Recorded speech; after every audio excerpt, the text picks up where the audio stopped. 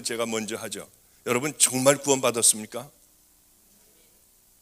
정말 여러분 구원받았다고 생각하십니까? 지금 이 자리에서 여러분들이 죽는다고 해도 나는 천국 분명히 갈 수 있다, 이런 신앙을 가진 사람들이 사실은 별로 없습니다. 예수 그리스도의 보혈 외에는 우리가 구원받을 방법이 아무것도 없습니다.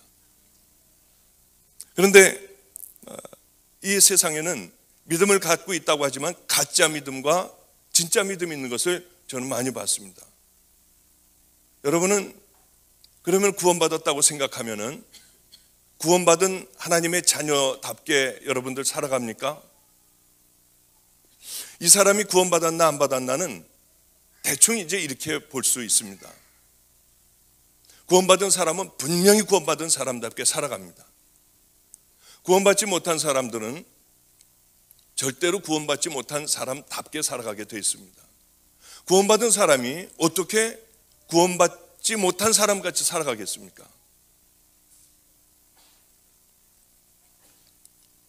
이 많은 사람들은 구원받았다고 생각하면서 예수님께서 우리에게 말씀하신 그 말씀대로 살아가는 사람들 별로 없습니다. 이 결국에 신앙과 믿음에도 가짜와 진짜가 있다고 하는 거죠. 우리 보면은 다이아몬드 얼마나 가짜가 많습니까? 시장에 가보면 다이아몬드도 가짜 투성입니다. 왜 그러냐 하면은 그것은 굉장히 귀하기 때문이죠. 그런데 이 신앙과 믿음, 저 천국이라고 하는 것은 이런 것과는 비교할 수 없을 정도로 엄청나게 귀한 겁니다. 그러니 이것이 이 신앙과 믿음에도 가짜가 없겠냐는 거예요. 가끔 우리 아이들 얘기, 재밌는 얘기를 가끔 예화로 듭니다만은, 우리 아이들이, 저는 아파트에서 23명이 함께 살아갑니다. 그냥 버려진 아이들하고 함께 살았고요. 길거리에서 이렇게 한 푼 달라고 쫓아다니는 아이들, 도둑질하고 있는 아이들, 다 그 초등학교 어릴 때 만났던 아이들이 이제는 전부 이제 대학생들이 다 됐습니다. 이 아이들이 다 우리 집에만 신학대학생들이 지금 10명입니다. 다들 어렵고 어렸을 때 만난 아이들도 있고, 또 이제 좀 중간에 만난 아이들도 있고 한데, 초등학교, 중학교, 고등학교 대학생들이 다 있는데, 지금은 23명이 함께 그냥 아파트에서 살면서요, 대부분 이렇게 거의 다가 어려운 아이들입니다. 그렇지는 않은 아이들이 한두 명 정도 있고, 나머지는 깊은 사연들을 다 가지고 있고, 약물 중독에 된 아이들도, 또 거지였던 아이들도, 도둑질하고 살던 아이들도 다 지금은 그때 당시에 만났던 아이들은 다 대학생들이 됐습니다. 얼마나 많은 어려움들이 있었는지요. 우리 집에는 유치원 아이가 이제 올해 이 초등학교를 들어가면서 초등학교, 중학교, 고등학교 대학생들이 다 있죠. 대학원생 아이들도, 대학원까지 간 아이들도 있습니다. 그런데 이 아이들, 우리 집에는 공부를 잘하는 아이들이 있는가 하면은 우리나라에서 0.1%에 드는 그런 귀한 아이들도 있습니다. 그러니까 서울대, 연대, 고대를 다 들어갈 수, 아무데나 다 들어갈 수 있지만은 이 아이는 전부 포기하고 감리교 신학대학 전체 톱으로, 수석으로 들어간 그런 아이도 있습니다. 그런데 이 공부 못하는 아이도 있고요. 그 중에 공부 못하는 초등학생 아이가 하나가 있었습니다. 얘는 그렇게 축구를 좋아했어요. 그런데 이 아이가 한 번은, 목사님, 제가요 공부 열심히 하면은 평균 90점이 되면은 신발을 하나를 사주겠냐고 그래요. 그게 무슨 어떤 신발을 말하느냐? 아디다스라고 하는 신발을 좀 사주겠냐고 해요. 그래서 네가 평균 50점, 60점 맞는 애가 평균 90점이 맞을 리는 없겠더라고요. 그래, 그러면 아디다스 신발 사줄 테니까 90점을 한번 맞아봐라. 그런데 우리는 새벽 3시 반에 일어납니다. 왜냐하면은 아이들이 전부, 유치원 아이들까지 전부 3시 반에 일어나요. 왜냐하면은 화장실 관계 때문에 여자애들은 머리 감는 애들도 있고요. 그런 아이들은 뭐 보통 3시 전에 일어나고요. 그렇지 않은 아이들은 화장실을 다 쓰고 새벽 기도를 가야 되니 도무지 일찍 일어나지 않으면 안 되기 때문에 저서부터 3시에 일어나고 다른 아이들 다 깨워가지고 화장실을 이렇게 가게 하죠. 근데 그렇게 많은 아이들이 새벽 기도를 갔다 오면 그 아이가 그 다음서부터는 자지를 않고 공부를 하는 겁니다. 학교를 갔다 와서 공부를 하는 거예요. 초등학교에 가요. 얼마나 열심히 하는지요. 그런데 이 아이가 보통 한 50점, 잘할 때는 60점 맞는 애가 그렇게 열심히 공부를 했는데도 한 70 몇 점 맞았습니다. 애가 실망을 하지 않고 끝까지 공부를 했습니다. 그런데 이 아이가 어느 날 정말 그 두 번째인가 세 번째 시험 때에 0.1점도 모자라지 않는 평균 딱 90점을 맞아가지고 왔습니다. 그래서 얘가 뭐라고 하냐면, 목사님 이걸 맞아왔다는 거예요. 그래, 아디다스 신발을 사줘야 한다고 하는 겁니다. 근데 우리 집은 사실 열악해요. 어디서 도움을 받는 곳이 없습니다. 누가 이렇게 교회에서 아이들 학비를 대준다거나 또는 이렇게 뭐를 이렇게 도움을 받는 곳이 거의 없다시피 해요. 그러니 참 어렵게 살죠. 지금도 대학생 애들이요, 여러분들은 깜짝 놀랄지 몰라지만은 대학생 애들 한 달 용돈이 5,000원이에요. 예, 그 정도밖에는 주지를 못해요. 지금도요. 왜냐하면은 어디서 도움을 받지 않고 많은 아이들이 이 대학생들 학비가요 얼마나 많습니까? 그러니까 넉넉하게 주지는 못합니다. 이제 이 아이가 딱 90점을 맞아서 그래 이제는 사줘야겠다고 아디다스 매장에 가서, 저는 우리 집에는 TV도 없고 신문도 없고 뭐 아무것도 없습니다. 그냥 그런 것들이 없이 그냥 살아가니까 세상 물정도 잘 몰라요. 아디다스 매장을 갔더니 신발 하나에 10몇만 원을 하는 겁니다. 이 아이에게 이 신발을 도저히 사줄 수가 없었어요. 돈도 없었고요. 그래 이제 사달라고 졸르는 아이, 이제 길거리를 가다 보면은 신발을 싸놓고 파는 게 있는데 유난히 아무리 돌아다녀도 그게 눈에 띄지 않았습니다.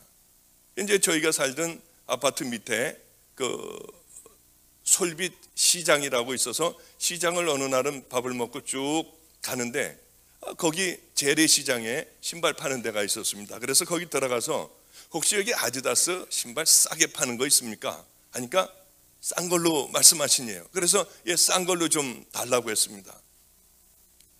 갖고 나오는데 보니까 아디다스 신발이었어요.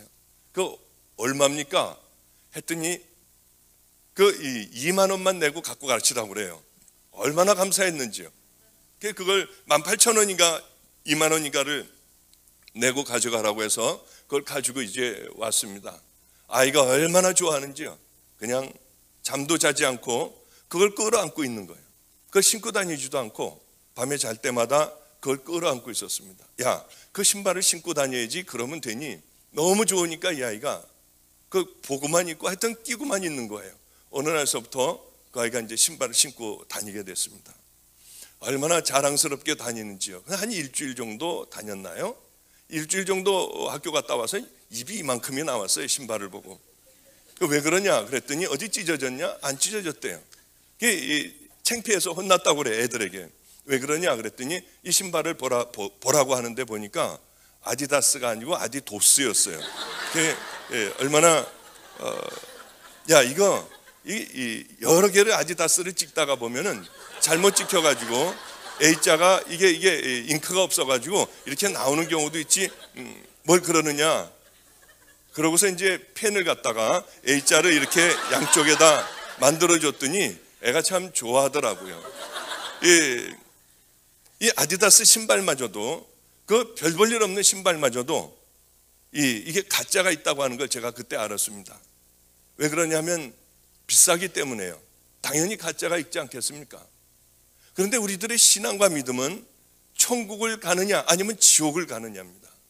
그것이 그냥 100년 200년 이렇게 다시 한번 우리들에게 주어지는 삶이 아니라 그것은 영원히 걸려있는 아주 정말로 두렵고 무섭고 떨리는 그런 것인데, 그 비싼 게 가짜가 없겠습니까? 얼마나 가짜들이 판을 치는지요. 그러게 여러분, 다른 건 다 실패해도 괜찮습니다. 실패하면 어떻습니까? 그 귀한 믿음이라고 하는 것이 영원한 생명이 걸려있는 그것은 가짜가 없겠냐는 거예요. 얼마나 많은 가짜가 있겠습니까? 여러분들, 이 감정적인 믿음이 있어요. 그냥 감정에 겨워서 찬양을 하다 보면 일어나서 눈물도 흘릴 수 있습니다. 그 결단하는 그런 기도도 할 수 있고요. 또 자기가 만들어 놓은 그런 하나님들도 있습니다. 그저 하나님은 열심히 새벽기도 나오고 여러분들이 열심히 뭐 이렇게 헌금도 좀 하고요 하면은 축복을 주는 줄 압니다. 그러나 예수님은 절대로 그런 말씀 안 하셨어요. 그것이 믿음이 아니라고 하는 거죠. 이 성경에 보면은요, 우리들은 하나님을 복 받으려고 믿습니까, 여러분? 그러면 철저하게 잘못된 믿음입니다. 성경에 어디요? 신약에 어디가 성경에 그렇게 예수를 믿으면 돈도 많이 벌고요, 자녀들도 다 잘되고 하는 법은 없습니다.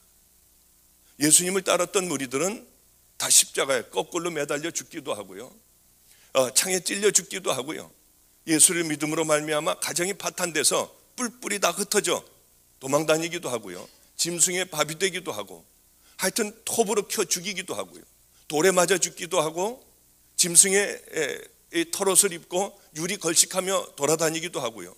이것이 예수님을 따르던 수많은 사람들의 운명들이었습니다.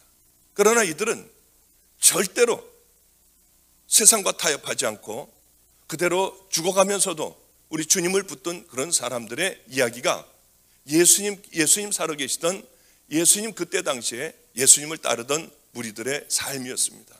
이게 바로 주님이 우리에게 원하시는 그런 믿음이라고 하는 것이죠. 여러분 정말 십자가를 만났습니까? 정말 십자가를 만났습니까? 십자가를 만난다고 하는 것은 십자가 예수 그리스도를 통해서 내 죄가 속죄가 되는 겁니다. 그리고 우리는 천국 자녀가 되는 거예요.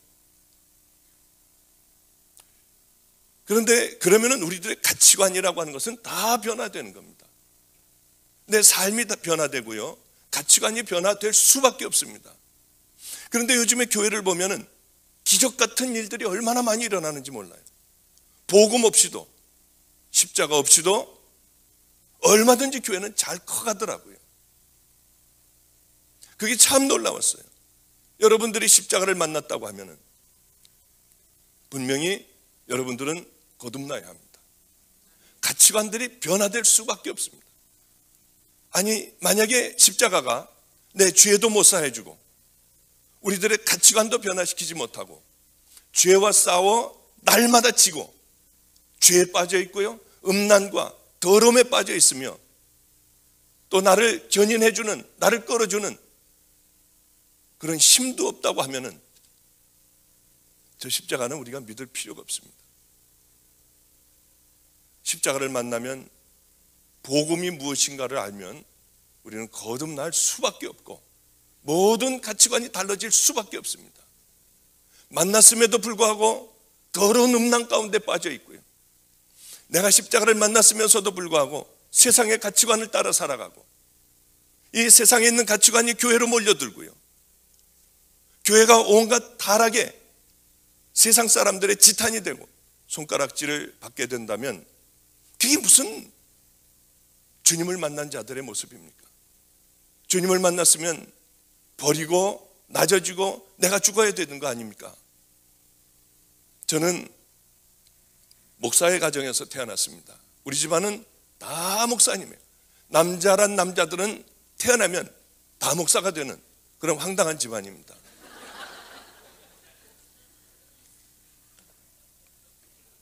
감리교회 목회 집안인데요, 장로교회 한경진 목사님이 계시다면 우리 감리교회는 박용인 목사님이 계시다고 누구나 다들 얘기했습니다. 그분이 우리 할아버님이세요.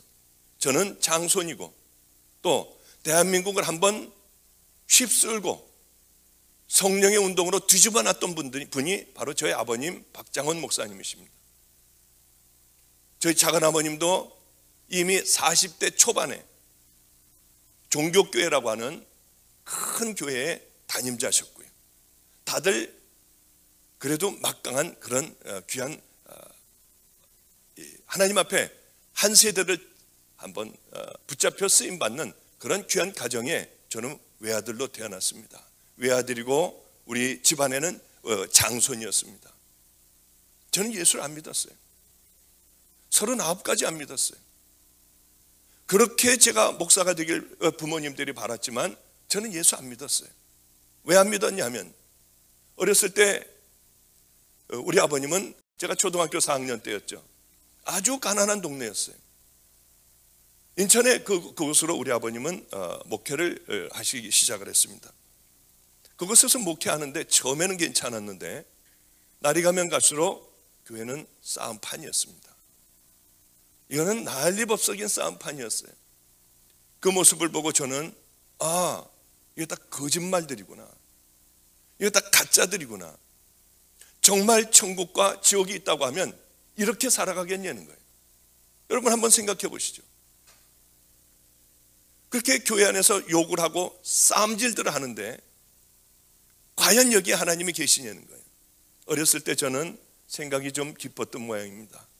좋은 목사를 만들기 위하여 그저 우리 집안에 아들 하나를 달라고 했는데 제가 태어났어요.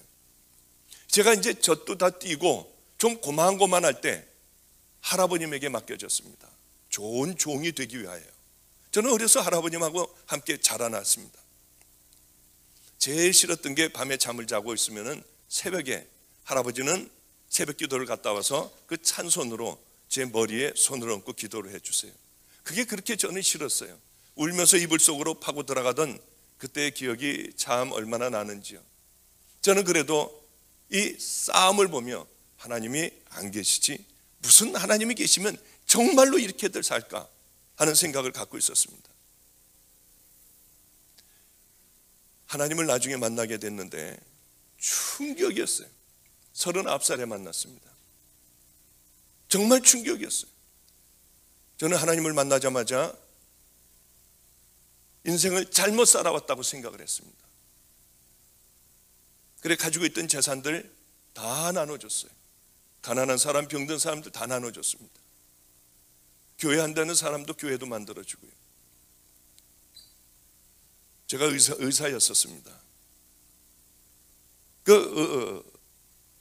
이제 여러분들도 좀 잘 아시잖아요. 모든 공부를 다 끝내면은 의사들은 한 30대 후반, 중반, 후반 되지 않습니까? 제가 대학원을 마쳤을 때가 37, 8이었을 거예요 아마. 이제는 다 끝냈구나 하고 생각을 하고 있다가 39살에 하나님을 만났습니다. 저는 사실 머리가 별로 좋지를 않습니다. 정말 공부하느라고 아주 죽는 줄 알았습니다. 좀 죽도록 공부를 했어요. 나름대로요. 남들이 1시간을 하면 전 2시간을 해야 따라갔어요. 그 공부를 다 마친 것이 제가 38이었나 7이었나 하여튼 그때였습니다. 제가 39에 하나님을 만났어요. 이제는 편안하게 살 수 있었습니다. 하나님을 만나자마자 충격이었어요. 주님이 저에게 종이라고 하셨어요. 이제 그런 것들을 간증을 하려고 합니다. 그 말씀을 듣자마자 저는 병원에 가보지도 않았고요. 저는 그 순간에 제가 가지고 있던 면허증이나 모든 것들을 다 찢어버렸어요. 다 찢어버렸어요. 병원에 다시 가면은 제 마음이 흔들릴까 봐 저는 가보지도 않고 모든 걸 다 정리해버렸습니다.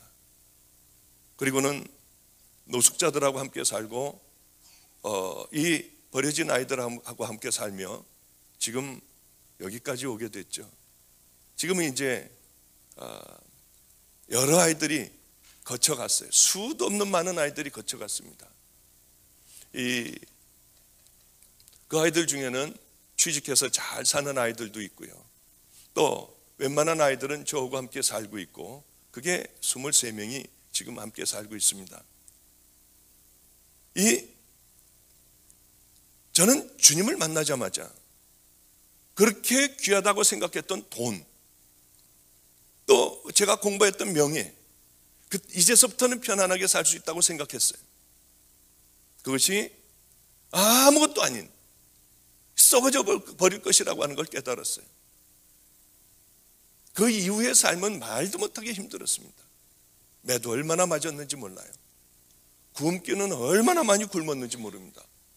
수많은 세월들을 얼마나 힘들게 살았는지요. 저는 단 한 번도 굶고 매를 맞아 이렇게 퉁퉁 붓도록 그렇게 매를 맞았어도 단 한 번도 옛날로 돌아가고 싶다고 하는 생각은 한 번도 안 했어요. 왜냐하면 저 안에는 십자가가 있었거든요. 그 어떤 것도 제 마음을 돌려놓을 수 있는 건 아무것도 없었어요. 왜냐하면 분명한 그 십자가를 만났기 때문에. 이제 누가 저를 죽인다고 해도 저는 절대로 타협하지 않아요. 우리 교회는, 제가 우리 교회 지금 방주교회에 온 지는 한 4년밖에는 되지 않습니다. 그 전에는 엄청나게 고생을 했어요. 우리 교회 와서도 타협한 적 한 번도 없어요. 한 번도 장로님들을 무서워해 본 적도 없어요.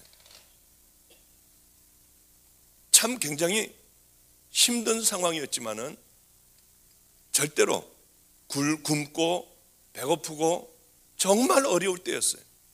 저희 아버님이 하나밖에 없는 아들이 저러고 사니 기가 막히셨는지 가지고 있던 재산에 1억이라고 하는 돈과 또 거기에 어떤 문서들을 집어넣으셔서 너 그렇게 어렵게 목회하지 말고 이걸 갖고 가서 봐라.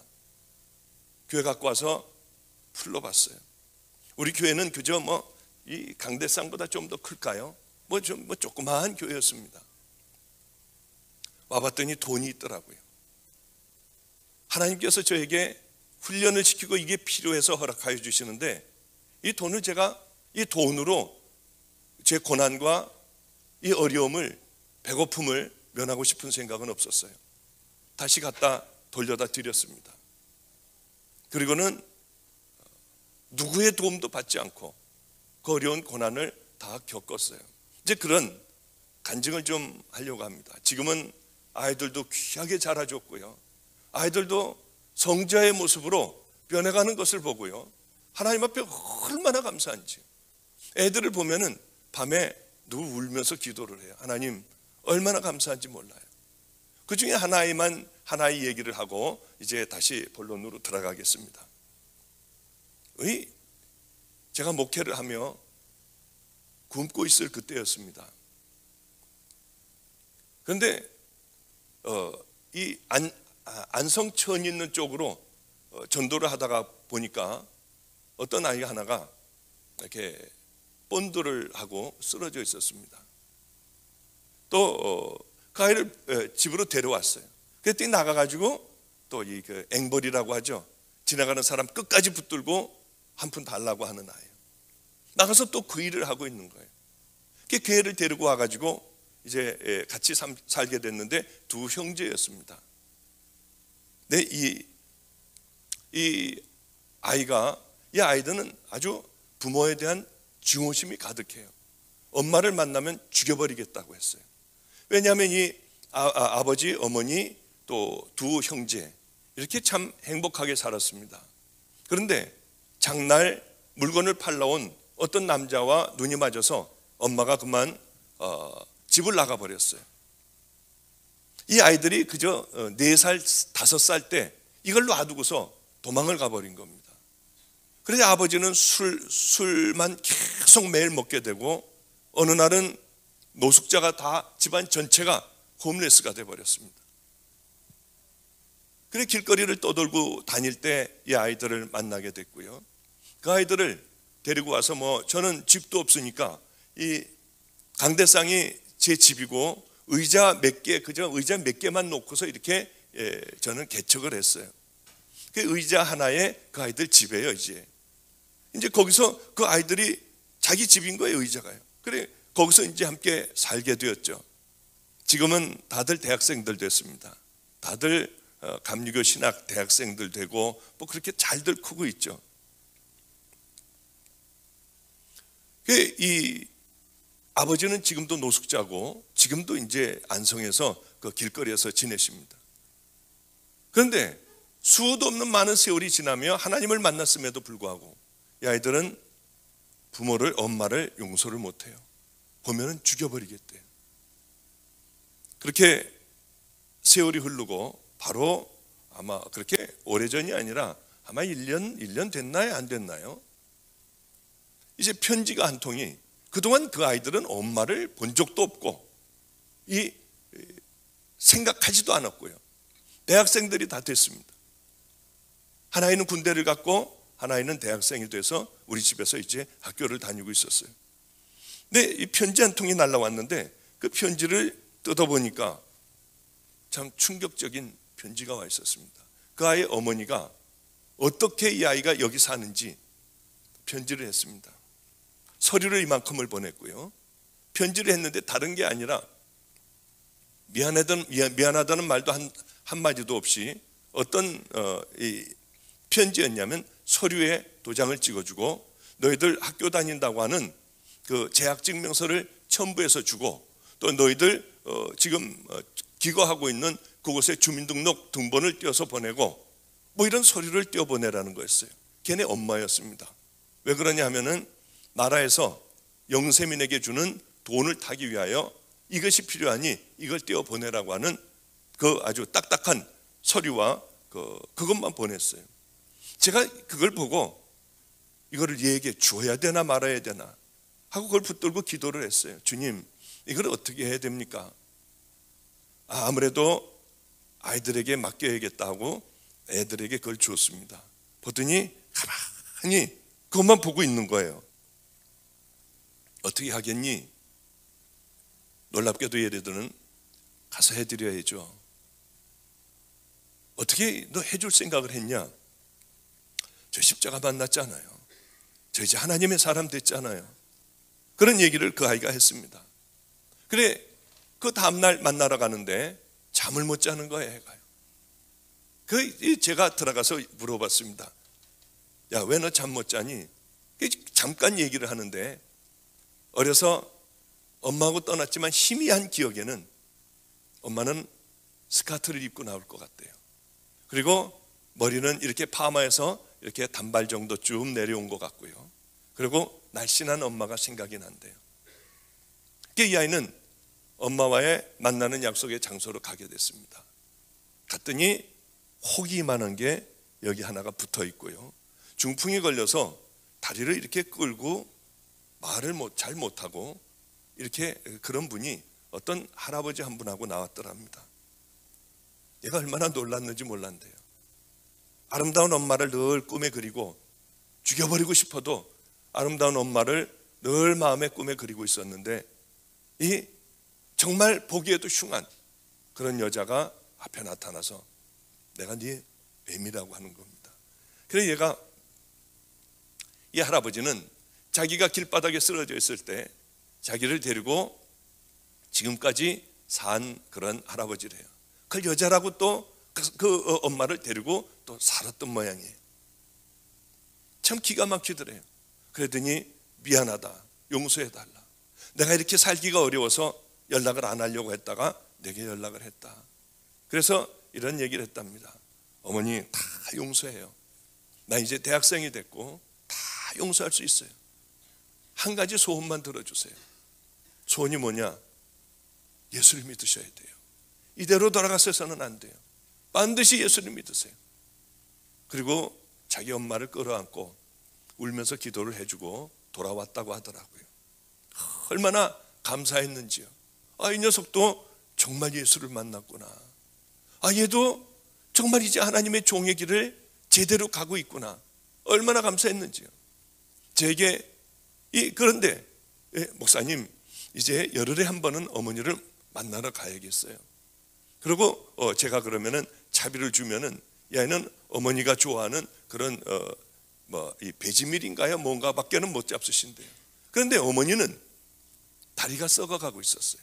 당뇨병이어서 다리가 썩어가고 눈이 안 보이기 시작을 했어요. 바로 며칠 전에 갔다 왔습니다.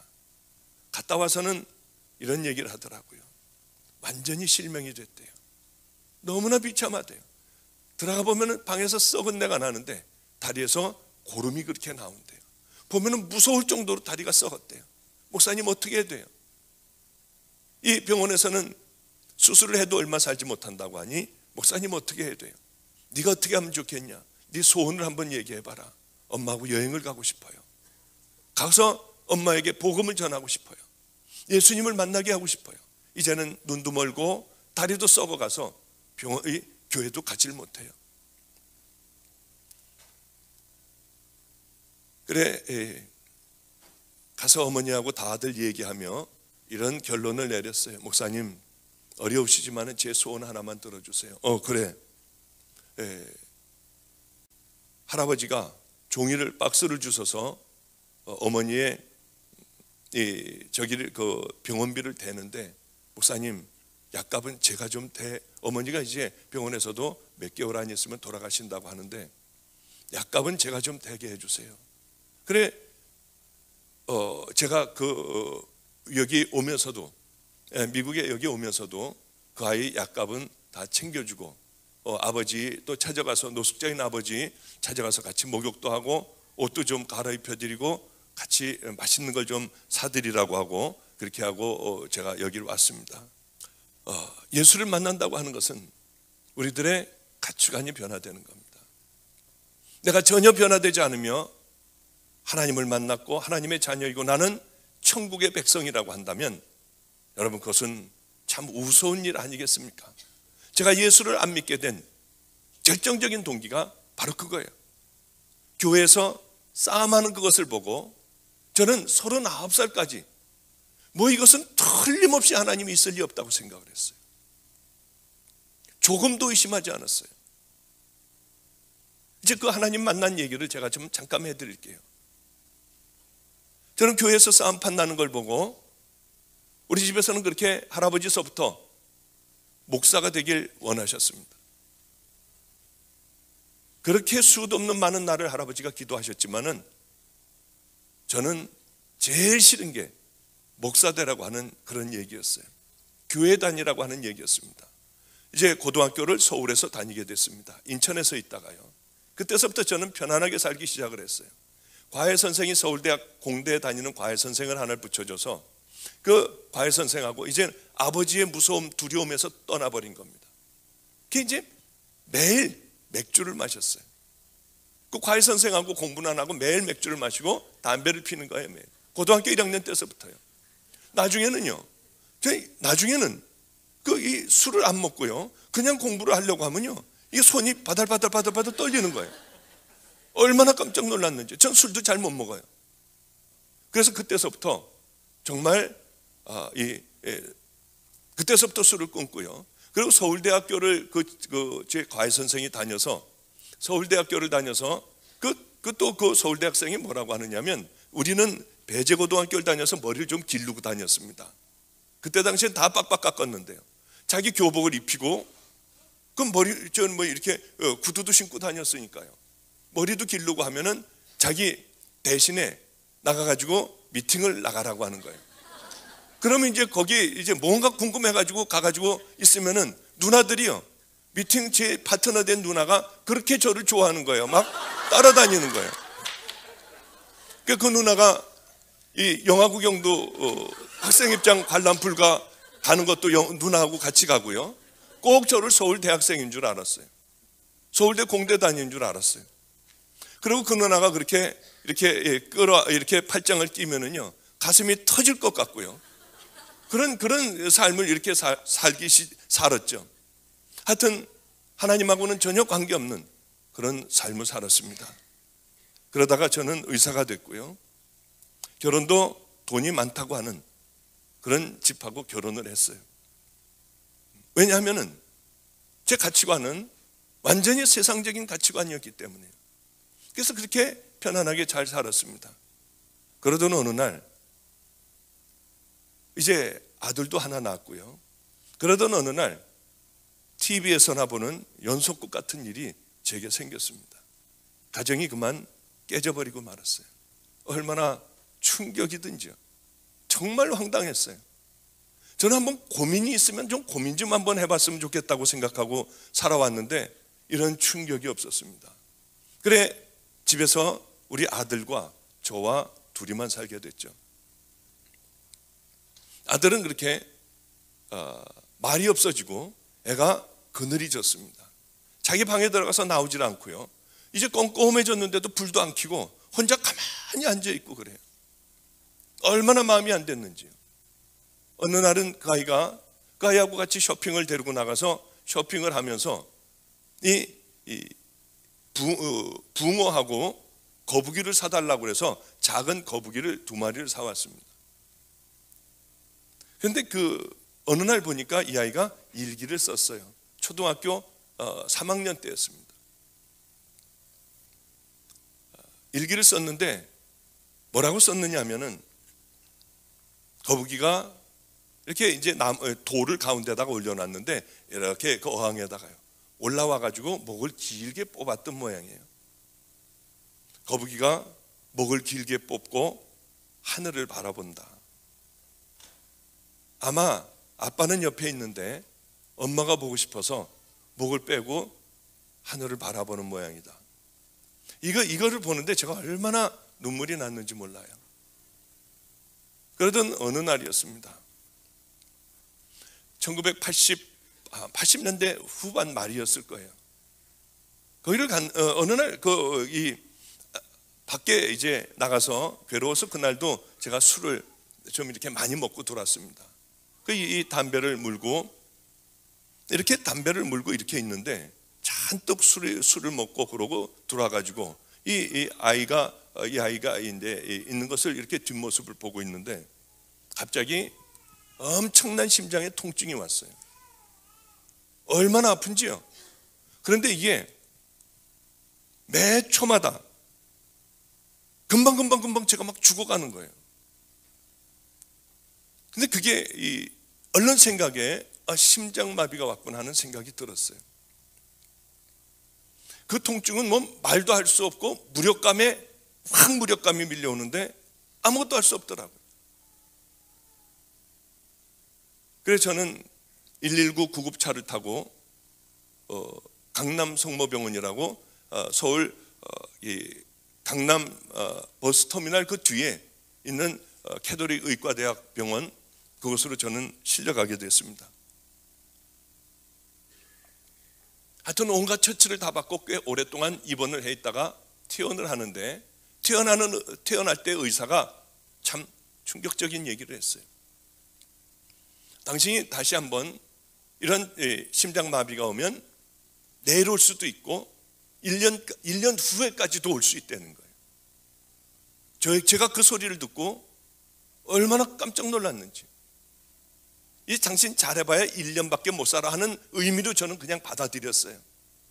그런데 그때서부터 문제가 생기기 시작을 하는데 수술도 할 수 없답니다. 심장이 빨리 뛸 때는 300번 이상이 돼. 안 뛸 때는 40번, 30번 미만으로 뛰는 거예요.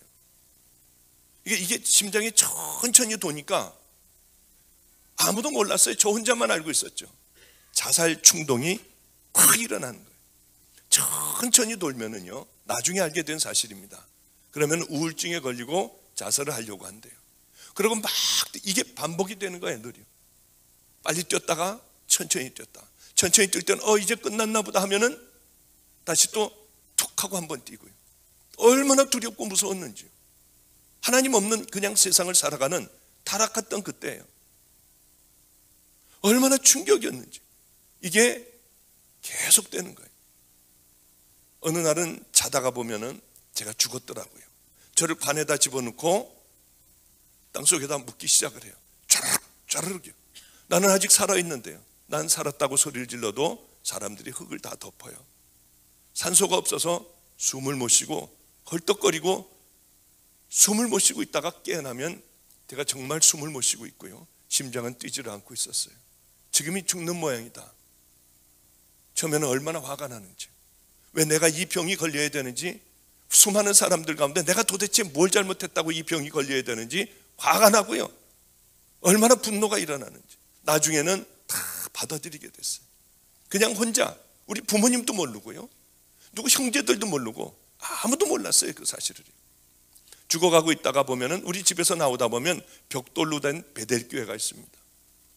또 개척교회가 있어요. 그렇게 이제는 죽었구나 하고 생각하다 보면은 저는 개척교회 가서 앉아 있는 거예요. 왜 그런지 모르게 앉아 있는 거예요.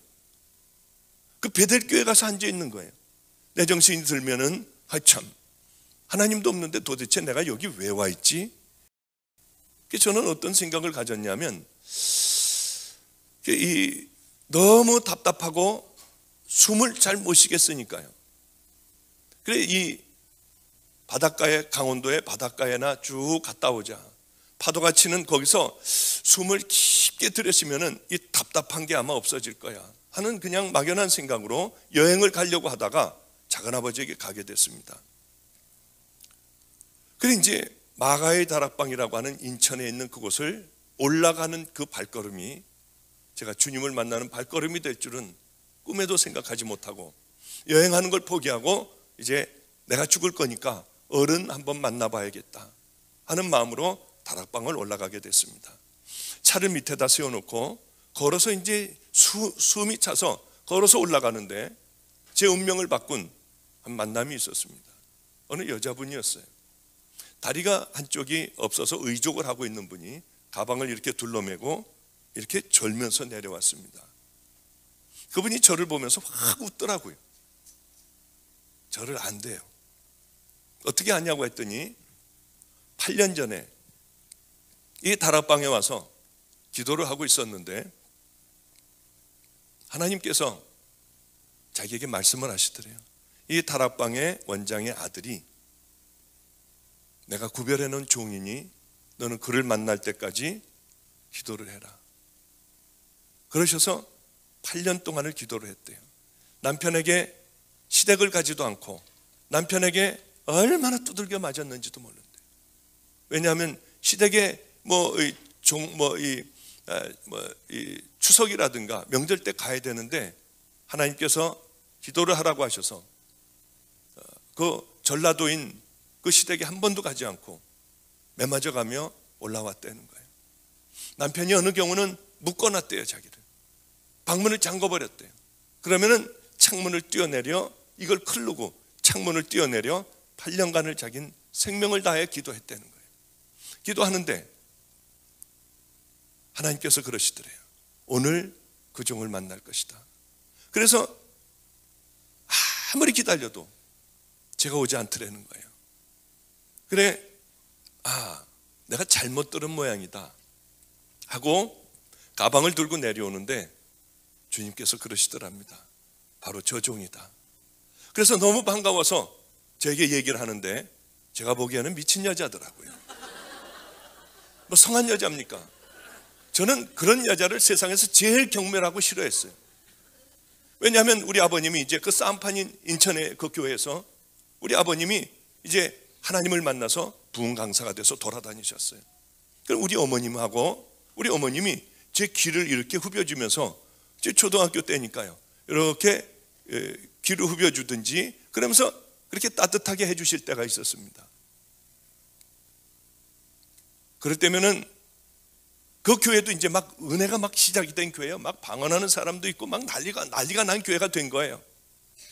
그럼 그러고 있을 때 문을 쾅쾅쾅쾅 우리 아버님은 이제 집회를 나가시고 쾅쾅쾅쾅 두들기고 어떤 여자들이 들어와요. 그럼 이 여자들이 뭐라고 그러냐면 사모님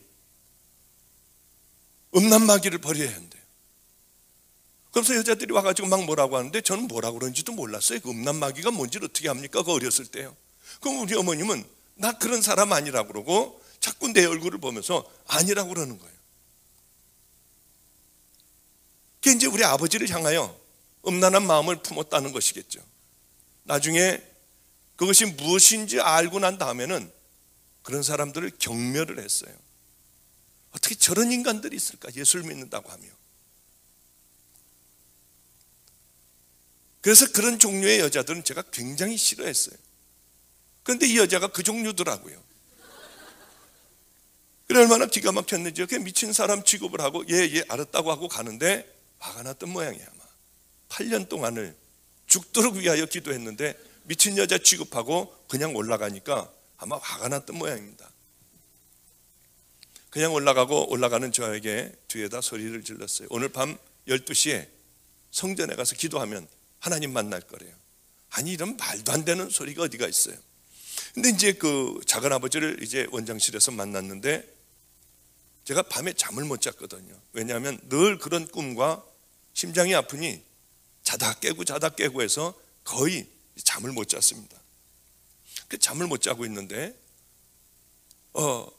작은아버지하고 얘기하다가 제가 잠깐 거기서 의자에서 졸았어요. 이 담요를 갖다가 살짝 덮어주는 거예요. 그땐 저는 혼자였고 누가 저를 알아주는 사람도 없었고요. 다정하게 누가 그렇게 덮어주는 사람도 없었어요. 얼마나 외로웠던지요. 아무도 모르니까요. 저는 죽어야 한다는 것, 이걸 누구하고 의논할 수도 없고요. 아무에게도 얘기할 수도 없었어요. 너무 고마웠어요. 하루만 자고 가라고 해서 거기서 하루 자고 가게 됐죠. 이 저녁을 먹고 좀 날씨가 껌껌해지니까 작은아버님은 산에 올라간다고 올라가고요. 저 혼자만 덩그러니 방에 남겨져 있었습니다. 하루를 자고 가라고 그래서 이 방바닥에다 깔아준 거기서 이불도 냄새가 나고 잠을 못 자겠었어요. 근데 거기 시계가 하나가 있었는데 요즘에는 뭐 미국엔 그런 시계 있겠습니까? 저렇게 조용히 가죠. 그 시계는 9시가 되면 9번을 땡땡거리는 거예요. 9시 반이 되면 또 한 번을 땡거리는 거예요. 그러니까 잠을 잘 수가 없어요. 10시 되면 10번을 땡땡땡땡 하고요. 10시 반 되면 또 한 번 잘라고 그러면 땡 하고요. 근데 참 그 하나님께서 생각을 못하게 해주셨던지요. 일어나서 그걸 빼버리면 되거든요. 근데 머리가 나빠서 그런지 그걸 모르고 그냥 뒤척거리고만 있었어요. 저거 좀 어떻게 소리 좀 안 났으면 좋겠다고요. 그게 틀렸다. 12시 뒤에서나 잠자리에 들어야겠다. 왜? 12시 반 되면 한 번, 1시 되면 한 번, 1시 반 되면 한 번. 그러니까 이때나 좀 잠을 잘 수 있겠다고 생각을 하고 뒤척거리고 있었어요. 그래 이제 뒤척거리다가 보니까 12시가 다 가까워왔어요. 그저 한 12시 한 5분 전 됐나요? 갑자기 그 미친 여자가 생각이 났습니다. 내일 분명히 또 올 것 같더라고요, 그 여자가. 그래 가가지고 기도를 한번 해보고 이 여자가 내일 오면은 앞으로 그런 짓 하고 다니지 말아라. 왜 그 쓸데없이 그렇게 돌아다니느냐. 한번 야단을 좀 쳐주기도 싶고요. 그 여자를 얼굴을 보니까 범상치 않은 여자 같은데 이 여자가 진짜일까? 거짓말이 아니고 거짓말할 여자 같지는 않고요. 진짜일까? 확 웃던 그 얼굴이 생각이 나는 거예요. 그러다가 교회 장로님들을 생각하면 모든 꿈이 다 깨져버려요. 모든 꿈이. 그럴 리가 없지. 그 사람들 싸움판에서 정말 하나님이 계시다고 하면은 그렇게 교회 오래 다닌 그 사람들이 그럴 리가 있겠나? 저는 믿지를 않았어요. 싹 식어졌다가 글쎄 만에 하나 있으면 어떻게 되지? 뭐 이런 생각 왔다 갔다 하다가 저도 모르게 옷을 입고 내려가고 있었어요. 이 문을 이제 내려오면은 강대상 문이 됩니다. 그 문을 조금 열어봤더니 무서워요. 아무도 없어요. 그때가 12월 25일과 1월 1일 그 사이였던 것 같아요. 보니까 조그만 요만한 아주 초라한 크리스마스 추리 하나를 거기다 놔뒀습니다. 저기 가서 기도해볼까? 나는 기도라고는 해본 적이 없는데 뭐라고 하지? 하나님 이거 좀 정말 살아계시면 한번 고쳐주세요. 그럼 내가 믿을게요. 아멘. 그러고 와야겠다 하고 정말 크리스마스 추리 앞에서 그렇게 그냥 기도를 했어요. 하나님 정말 살아계시다고 하면 나 이거 좀 고쳐주세요. 그럼 내가 열심히 예수 믿을게요. 그리고 아멘. 더 이상 뭐 기도할 게 없어서 일어났습니다. 일어나려고 하는데 이상하게 몸이 그렇게 떨리더라고요. 이상하게 떨리고 일어나지지가 않았어요. 그래 아무리 일어나려고 발버둥을 쳐도 일어나지지가 않고 몸은 그냥 떨리고요. 입에서 뭐 튀튀튀튀 하는 뭐 이상한 소리가 나오고요. 그래 이게 도대체 뭐 제가 마음대로 몸을 가눌 수가 없었어요. 귀에서 소리가 들렸습니다. 너는 내 종이라고 하고요. 그 외에 여러 가지 얘기가 들렸어요. 한 8가지 정도가 얘기가 들렸어요. 잘은 확실하게는 생각이 나지 않지만은 그렇게 소리가 들리고 그 다음에 눈에 뭐가 보였어요. 내가 이제 죽음이 가까우니까 이런 것이 들리고 환청이 들리고 또 이게 환식이 이거 보이는구나. 내가 극심한 내 정신적인 이런 시달림이 있구나. 그런데 이 보통 들리고 보이고 하는 것은요 마음이 불안해져요. 야 뛰어내려 하는 소리가 들리면요 불안하고 어쩔 줄 몰라 뛰어내리게 되는데 그때는 이상하게 우리 어머님이 저 귀를 후벼주시던 그런 편안한 마음이요. 어머니하고 함께 있던 그런 편안한 마음이요. 꼭 그런 마음이었어요. 이상하게 나중에 생각을 했습니다. 심장이 제대로 뛰고 있었다는 거죠. 나중에 그것은 생각이 됐어요. 그리고 그것이 다 끝난 다음에 모든 것이 자유로워져서 얼른 뛰쳐나와서 집으로 돌아왔습니다. 이제 이런 데는 다시는 내가 안 오겠다고 하고요. 그리고 지내다가 보는데 또 죽어가기 시작을 했어요. 너무 힘들었어요. 아니야, 그래 마가이다라방 거기 크리스마스 추리 거기 갔을 때는 괜찮았잖아 하는 생각이 들었습니다. 그래서 차를 몰고 거길 갔어요. 가서 앉아보니까 영락없이 괜찮은 거예요. 얼마나 깜짝 놀랐는지요. 늘 다니기 시작을 했어요. 집에 오면 또 그러고요. 그 가면은 괜찮고요. 이것이 하나님이 아니라 정신적인 현상이구나. 인간의 마음과 정신은 얼마나 강한지 심장을 지배하거든요. 인간의 능력은, 뇌의 능력은 엄청납니다. 저는 믿지를 않았어요. 하나님이라고 믿지를 않았어요. 그렇게 있는데 어느 날은 새벽에 가서 저녁 늦게까지 가만히 앉아만 있는 거예요. 편안하니까요. 그렇게 다니기 시작을 하는데 어느 날 이게 정신적인 현상 같으면 병이 깊어지면 그 다음에 컨트롤이 안 되거든요. 근데 이상한 거예요. 이게 정신적인 현상 같지만은 않았습니다. 하나님에게 진짜 하나님이 하는 거냐고 이번에 물어봐야겠다고 생각하고 이제 또 힘들어서 또 가게 됐죠. 가서 이렇게 여쭤봤습니다. 이게 정말 하나님이 하시는 건가요? 하나님이 하시는 것 같으면 날 믿게 해주면은 나는 시시하게 안 살고 생명을 당신에게 드리겠다고 했어요. 날 믿게만 해달라. 시시하게 살지 않겠다고 했어요. 그런데 귀르다가 말소리가 들리는 거예요. 여기서부터는 좀 이상해집니다. 일어나라. 믿거나 말거나 이건 제가 만난 하나님이에요. 하여튼 일어나라 그래서 일어났는데 원장실로 들어가라. 들어가면 전화가 올 것이고 그 전화의 내용은 이것일 것이다.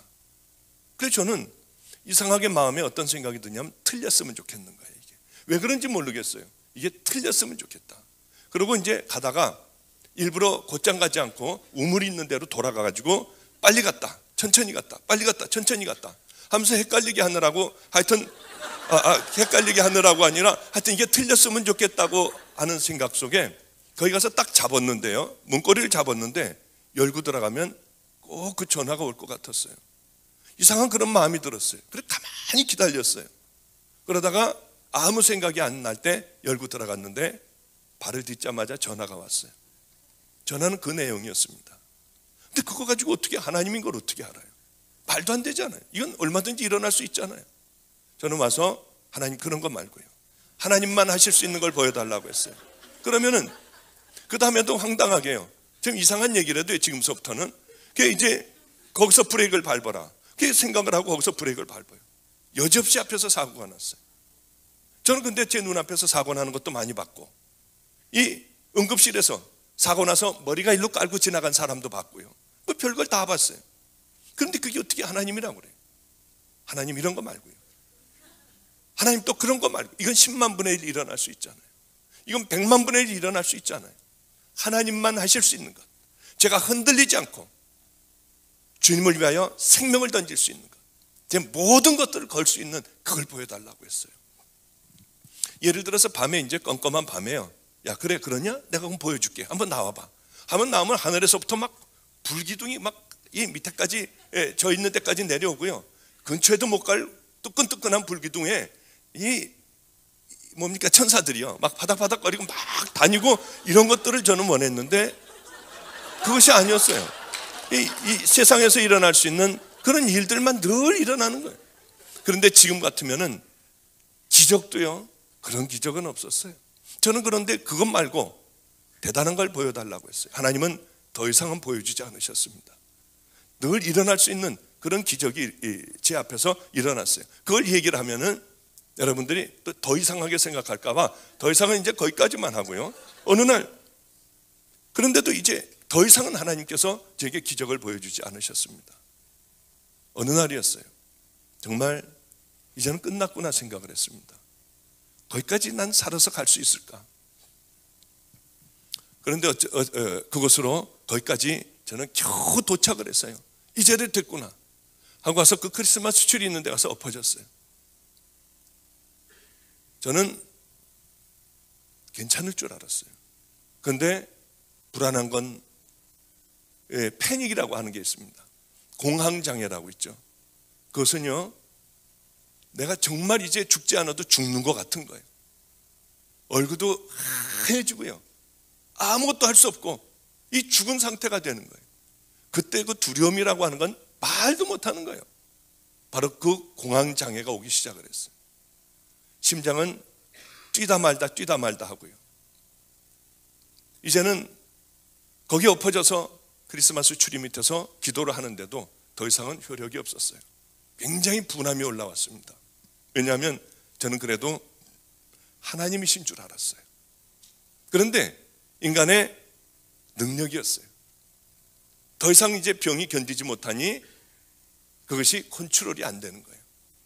분한데도 제가 할 수 있는 건 아무것도 없었습니다. 하나님 찾는 것밖에 없었어요. 그런 분한 마음이 있으면서도 하나님 나 좀 어떻게 해주세요. 어떻게 해주세요. 뭐 그것밖에는 더 하나요. 이제 막 죽어가는데요. 그런데 맞은편 짝에서 어떤 여자가 쟁반에다가 뭐를 들고 왔습니다. 그러니까 이렇게 엎드려서 이렇게 있는데 눈으로 보니까 보이는 게 아니라 이 엎드려서 있는데 그거 이제 환상으로 보이는 거예요. 그 여자가 그걸 갖고 와서 저를 가만히 이렇게 뉘었습니다. 뉘우고 이 가슴을 열었어요. 이렇게 한참을 뭘 하더니 이렇게 다 옷을 다 입히고 일어나서 가운을 이렇게 세웠어요. 거기에 준비한 가운을 까만 가운을 입히고 여기 십자가 목걸이를 걸어주고 이렇게 손을 하고 왔던 대로 다시 비스듬히 하고 가버렸어요. 그게 전부였습니다. 충격적인 일이 일어났어요. 예전에 크리스마스 트리 밑에서 기도할 때는 그냥 가만히 있을 때는 마음이 편안하고 그리고 심장이 재박동을 띄고요, 쭉 다운되는 그런 느낌이었어요. 그런데 이제는 반대로 뭐가 이렇게 여기서부터 북받쳐 올라오더라고요. 누가 건드리면은 그냥 소리내서 막 울고 싶은, 뭐라고 표현은 못하지만은요, 목이 메이고 뭐가 꼭 폭발하고 울어버리고 싶은, 누가 한 번만 툭 치면은 막 소리내서 울 것 같은 그런 기분이고, 뭐가 이렇게 막 기쁨 같은 게 막 올라왔어요. 밖으로 나가서 지금도 이제 그 고압선이 흐르는 그 산꼭대기까지 올라가기 지금도 힘듭니다. 거기를 막 뛰어 올라갔어요. 올라가 보니 숨은 찼지만은 심장은 아주 힘차게 재박동을 하고 있었습니다. 얼마나 충격이었는지 막 울었어요. 뛰어내려오는데 눈들이 이렇게 희끗희끗 있어서 발 잘못 디뎌서 거기서 막 굴렀어요. 굴르면서도 막 좋아서요, 감사합니다 감사합니다 하고 내려오고, 넘어지면서도 막 감사합니다 하면서 내려왔어요. 저 밑에 동네까지 갔다 오려면 힘듭니다. 거기까지 뛰어갔다 왔어요. 그리고 이제 그 밑에 동네까지 갔다 오면 저 성전 저 뒤가 되는 거예요.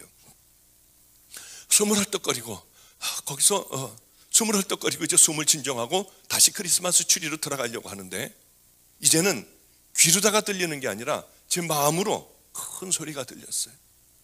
왜냐하면 이제는 아마 그때 제가 북받치는 막 그런 것이 있었을 때 성령님이 내게 오셨던 모양이에요. 저는 확실하게 모르지만 이제 성령님이 구태여 안에서 밖으로 나와서 귀에다 대고 얘기할 필요가 없잖아요. 그냥 안에서 말씀하시면 되잖아요. 그 말씀이 제 마음속에 들어오기 시작을 했어요. 분명한 음성이었어요. 내 종아, 내가 너를 다 보여줬다. 기적을 다 보여줬고 내가 너의 하나님임을 나타냈다. 너는 믿지를 않았다. 자, 이제 내가 마지막으로 네가 가지고 있는 의학적인 지식이 있잖니, 전체 병에 대해서 얼마나 찾아봤겠어요. 어디는 안 가봤겠어요.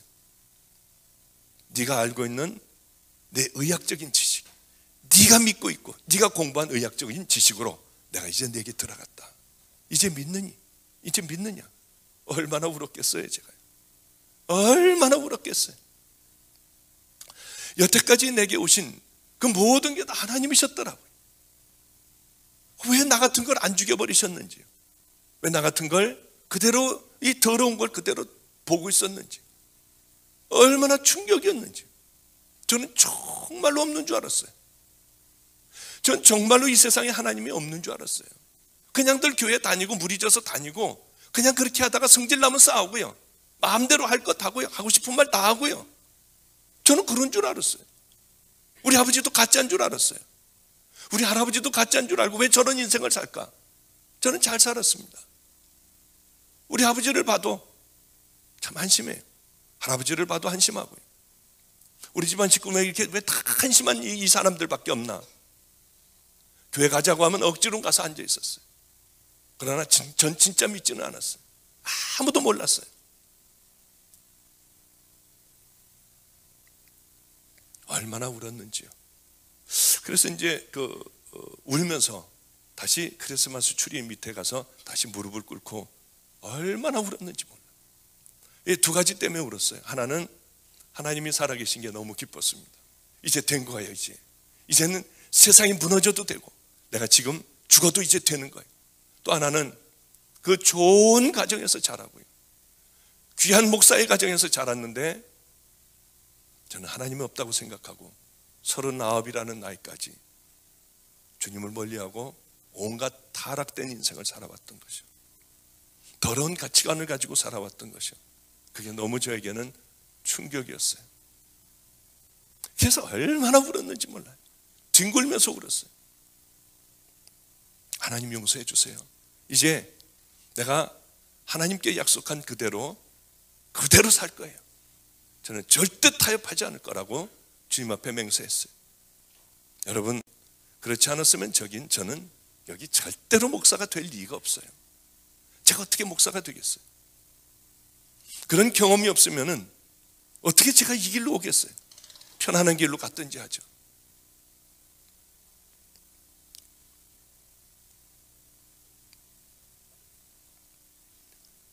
그래, 주님을 만나자마자 제일 먼저 생각나는 사람들이 있었습니다. 아니, 그 옛날에 그 사람들은 뭔가 예수를 믿는다고 하면서 하나님의 자녀라고 하면서요, 어떻게 그렇게 교회 안에서 싸움질들을 하고 지 마음대로 얘기를 하고 어떻게 그렇게 더럽고 추악한 삶들을 살았을까? 여러분, 우리는 안 그렇습니까? 여러분, 여기 있는 여러분들, 나는 가짜인가 진짜인가 한번 심각하게 생각해 보세요. 나는 정말 아무도 안 보는 데서 승리하며 우리 주님을 사랑하는 마음을 갖고 있는가? 구원받은 하나님의 자녀라고 해도 넘어질 때 있어요. 실족할 때 분명히 있습니다. 왜 없겠어요? 그러나 천성을 바라보며 유혹의 길로 들어가기도 해요. 그러나 거기에 빠져 있지는 않아요. 다시 얼른 돌아와 잘못된 것을 알고 다시 천국을 바라보고 가는 거예요. 넘어질 수 있습니다. 습관적으로 넘어지지 않아요. 그것과 싸워 승리하는 자가 믿음의 하나님의 자녀들이에요. 세상에는 얼마나 많은 가짜들이 있는지요. 예수님은 이 세상에서 창녀들도 기뻐하셨어요. 이 서기관도 기뻐하셨어요. 세리도 기뻐하셨어요. 강도도 기뻐하시고요. 다 받아주셨어요. 예수님은 십자가에 달려 돌아가시면서 하나님, 자기를 박는 침뱉고 조롱하고 티끌을 날리는 그들을 보며 하나님, 저들은 도대체 지네들이 무슨 짓을 하는지 알지 못합니다. 저들을 용서해 주시옵소서. 주님은 이런 분이에요. 그러나 세상에서 그 자들만 보면 분노하여 소리 지르고 하지 말아야 될 욕을 하는 그런 주님이셨어요. 이 독사의 새끼들아, 다 천국 가도 너희들만큼은 안 된다. 누구였죠? 서기관, 바리새인, 제사장들이었습니다. 여러분, 그때 당시에 서기관이 뭐 하는 사람이에요? 성경적인 지식이 여러분 많으시죠? 서기관이 뭐 하는 사람이죠? 예? 서기관은요, 그때 당시에는 성경이 그렇게 없었습니다. 이런 인쇄술이 발달되지 않아서 성경을 다 필사를 했어요. 양의 가죽이나 이런 곳에 그걸 하는 사람이에요. 성경에 대한 하나님에 대한 지식이 얼마나 많은 사람들인지 모릅니다. 그래서 이 서기관이 회당에 가서 탁 앉으면은 많은 사람들이 하나님의 말씀을 들으려고 회당에 와서 앉았어요. 그러면 가르치는 거예요. 하나님에 대해서. 그 사람들이 서기관입니다. 율법을 만들기도 하고요. 바리새인은요, 똑바로 예수 믿는 사람들이었어요. 하나님 섬기는 사람이었어요. 11조도 열심히 하고요, 구제도 열심히 하고요, 이 사람들은 금식도 하고요. 하여튼 깨끗한 사람들이었습니다. 하나님을 위하여 구별된 사람이었어요. 주님은 이들을 보고 독사의 새끼들이라고 그랬습니다. 너희들은 회칠한 무덤이라고 했어요. 안에는 썩은 것이 가득한, 그렇고 너희들은 겉에는 하얀 색칠을 했다. 하나님께서 제일 싫어하시는 사람들, 이 세상에서 여러분 죄인이면 괜찮아요. 창녀면 창녀인 채로 나와도 돼요.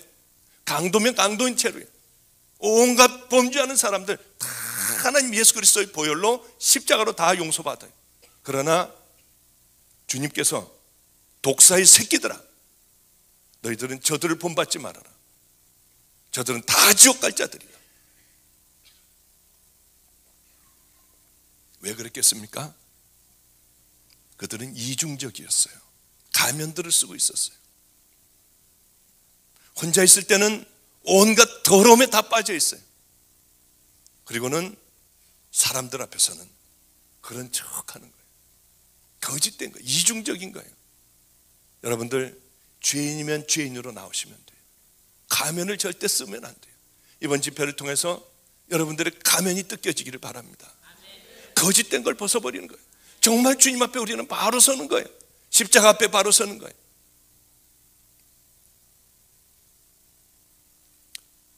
얼마나 충격적이었는지요. 그때 그 사람들은 뭘까? 하나님은 살아계신데 그 사람들은 뭘까? 그러면서 얼른 제 마음에 생각되는 게 있었습니다. 아, 가짜들이 많구나. 정말 하나님을 만나고 바르게 사는 사람들, 진짜는 아주 적구나를 저는 깨달았어요. 성경을 읽기 시작을 했어요. 누가복음 13장 23절에 보면 어떤 사람이 예수님에게 직접적으로 물어봐요. 예수님은 그러셨잖아요. 나더러 주여 주여 하는 자마다 다 천국에 들어갈 것이 아니라고요. 마태복음 7장 21절 한번 보겠습니다.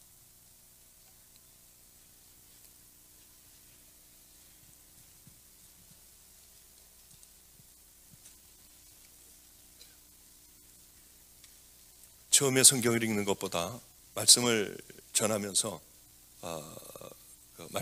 이 성경이 필요한 때 읽는 것이 더 우리들에게 은혜스러울 것 같아서 지금 봉독하겠습니다. 마태복음 7장 21절부터 23절까지 보겠습니다. 나더러 주여 주여 하는 자마다 천국에 다 들어갈 것이 아니요 다만 하늘에 계신 내 아버지의 뜻대로 행하는 자라야 들어가리라. 그날에 많은 사람이 나더러 이르되 주여 주여 우리가 주의 이름으로 선지자 노릇하며 주의 이름으로 귀신을 쫓아내며 주의 이름으로 많은 권능을 행치 아니하였나이까 하리니 그때 내가 저에게 밝히 말하되 내가 너희를 도무지 알지 못하니 불법을 행하는 자들아 내가서 떠나가라 하리라. 아무리 주여 주여 해도 소용이 없다는 겁니다. 누가복음 13장 23절에 보면 어떤 사람이 주님은 이렇게 단호하게 말씀하기 때문에 물어봅니다. 주님, 구원받을 자의 수가, 숫자까지 얘기해요. 구원받을 자의 수가 적습니까? 주님이 자꾸 이렇게 말씀하시니까요. 너희들 눈이 범죄하면 뽑아버리고 손이 범죄하면 도끼로 찍어버리고 발이 범죄하면 찍어 잘라내버리고 불구자로 천국 들어가라. 주여 주여 한다고 되지 않는다. 그러니 구원받을 숫자가 적습니까? 하고 물어보니까 주님께서는 이렇게 대답하십니다. 좁은 문으로 들어가라. 들어가기를 구하여도 들어가는 자가 적으리라고 그러셨어요. 이 산상설교에서 보면 예수님을 따르는 수많은 무리들과 예수님의 제자를 놓고 예수님은 말씀하세요. 이 좁은 문과 넓은 문이 있다고 하세요. 좁은 문은 영원한 생명으로 인도하는 문인데 그 길은 좁아서 사람들이 들어가질 않는데요. 넓은 문이 있는데 거기는 길이 넓고 곧아서 사람들이 많이 들어간다고 그래요. 누구에게 했다고요? 예수님을 따르는 무리들에게 했습니다. 그 길은 멸망의 길이라고 그랬어요. 여러분, 주님은 거짓말하지 않아요. 과장하지 않아요. 있는 그대로 예수님은 말씀하십니다. 여러분, 좁은 길로 들어가고 있습니까? 주님을 만나 여러분들은 정말 좁은 길로 가고 있습니까?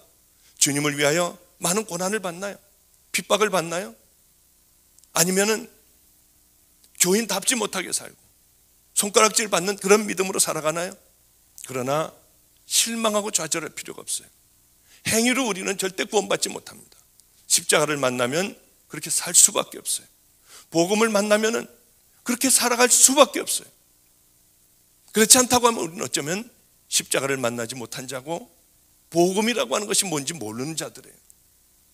이번 집회를 통하여 여러분 다시 복음이 무엇인가, 십자가가 무엇인가, 과연 천국 가는 자들은 어떤 삶을 살아가야 하는가, 하나님의 자녀이고 천국 시민들은 이 땅에서 뭘 하고 살아가야 하는가, 이번 집회를 통하여 여러분 꼭 결단하시기를 바랍니다.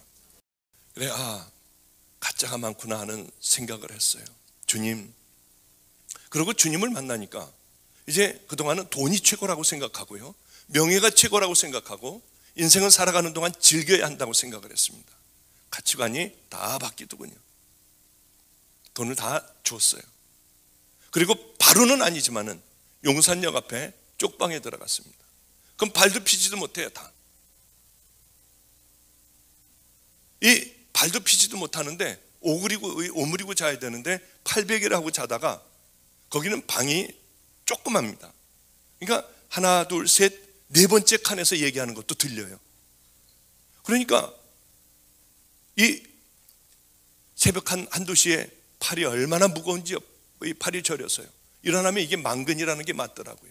그게 저려가지고 한참을 있다 풀리면은 눈을 뜨면은 우는 거예요. 내가 왜 이렇게 더러운 죄인이었을까?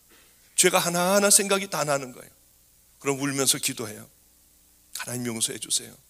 하나님 그 죄도 있네요. 이것도 용서해 주시고 저것도 용서해 주세요.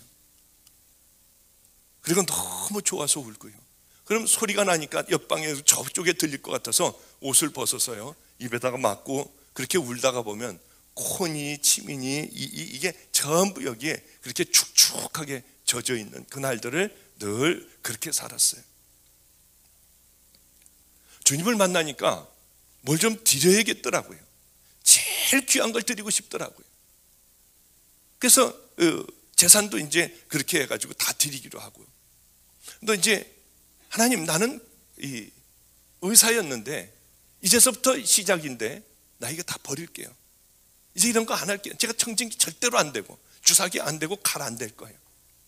그리고 하나님이 날 왜 불렀는지 모르지만 실컷 써먹다가 할 일 없으면 저를 버리세요. 그러면 저는 이 청진기에 나중에 수술 도구니 다 집어넣고 세상에서 제일 비참한 것, 하나님께서 세상에서 제일 험하다고 생각하는 그곳으로 저를 보내주세요. 평생 한국에 오지 않고 거기서 살다가 주님 부르시면은 저는 거기로 갈게요. 지금도 역시 동일해요. 지금도 늘 자다가 그때요, 바로 하나님께서 나를 놔주시는 그날 그 험한 곳에 가서 어쩌면은 먹지 못해서 배가 뚱뚱하게 부르고요, 눈은 크게 떠 있고요, 이 갈비뼈는 잔뜩 들어가 있고요, 무섭고 두려움에 지쳐서 숨을 헐떡이는 그 아이들을 영양제를 주고 붙들어 끌어안고 그냥 불쌍해서 한참을 그냥 울고요. 그러면 거기서 평생을 보내면 얼마나 좋을까. 자다 말고 막 일어나서 좋아서요, 주님 주님 주님 주님. 지금도 그 마음은 조금도 변함없어요. 이제 우리 아이들 누가 마저 키워주고 저를 하나님께서 놔주신다면 저는 그날을 참으로 사모하고 살아가는 그런 사람이에요.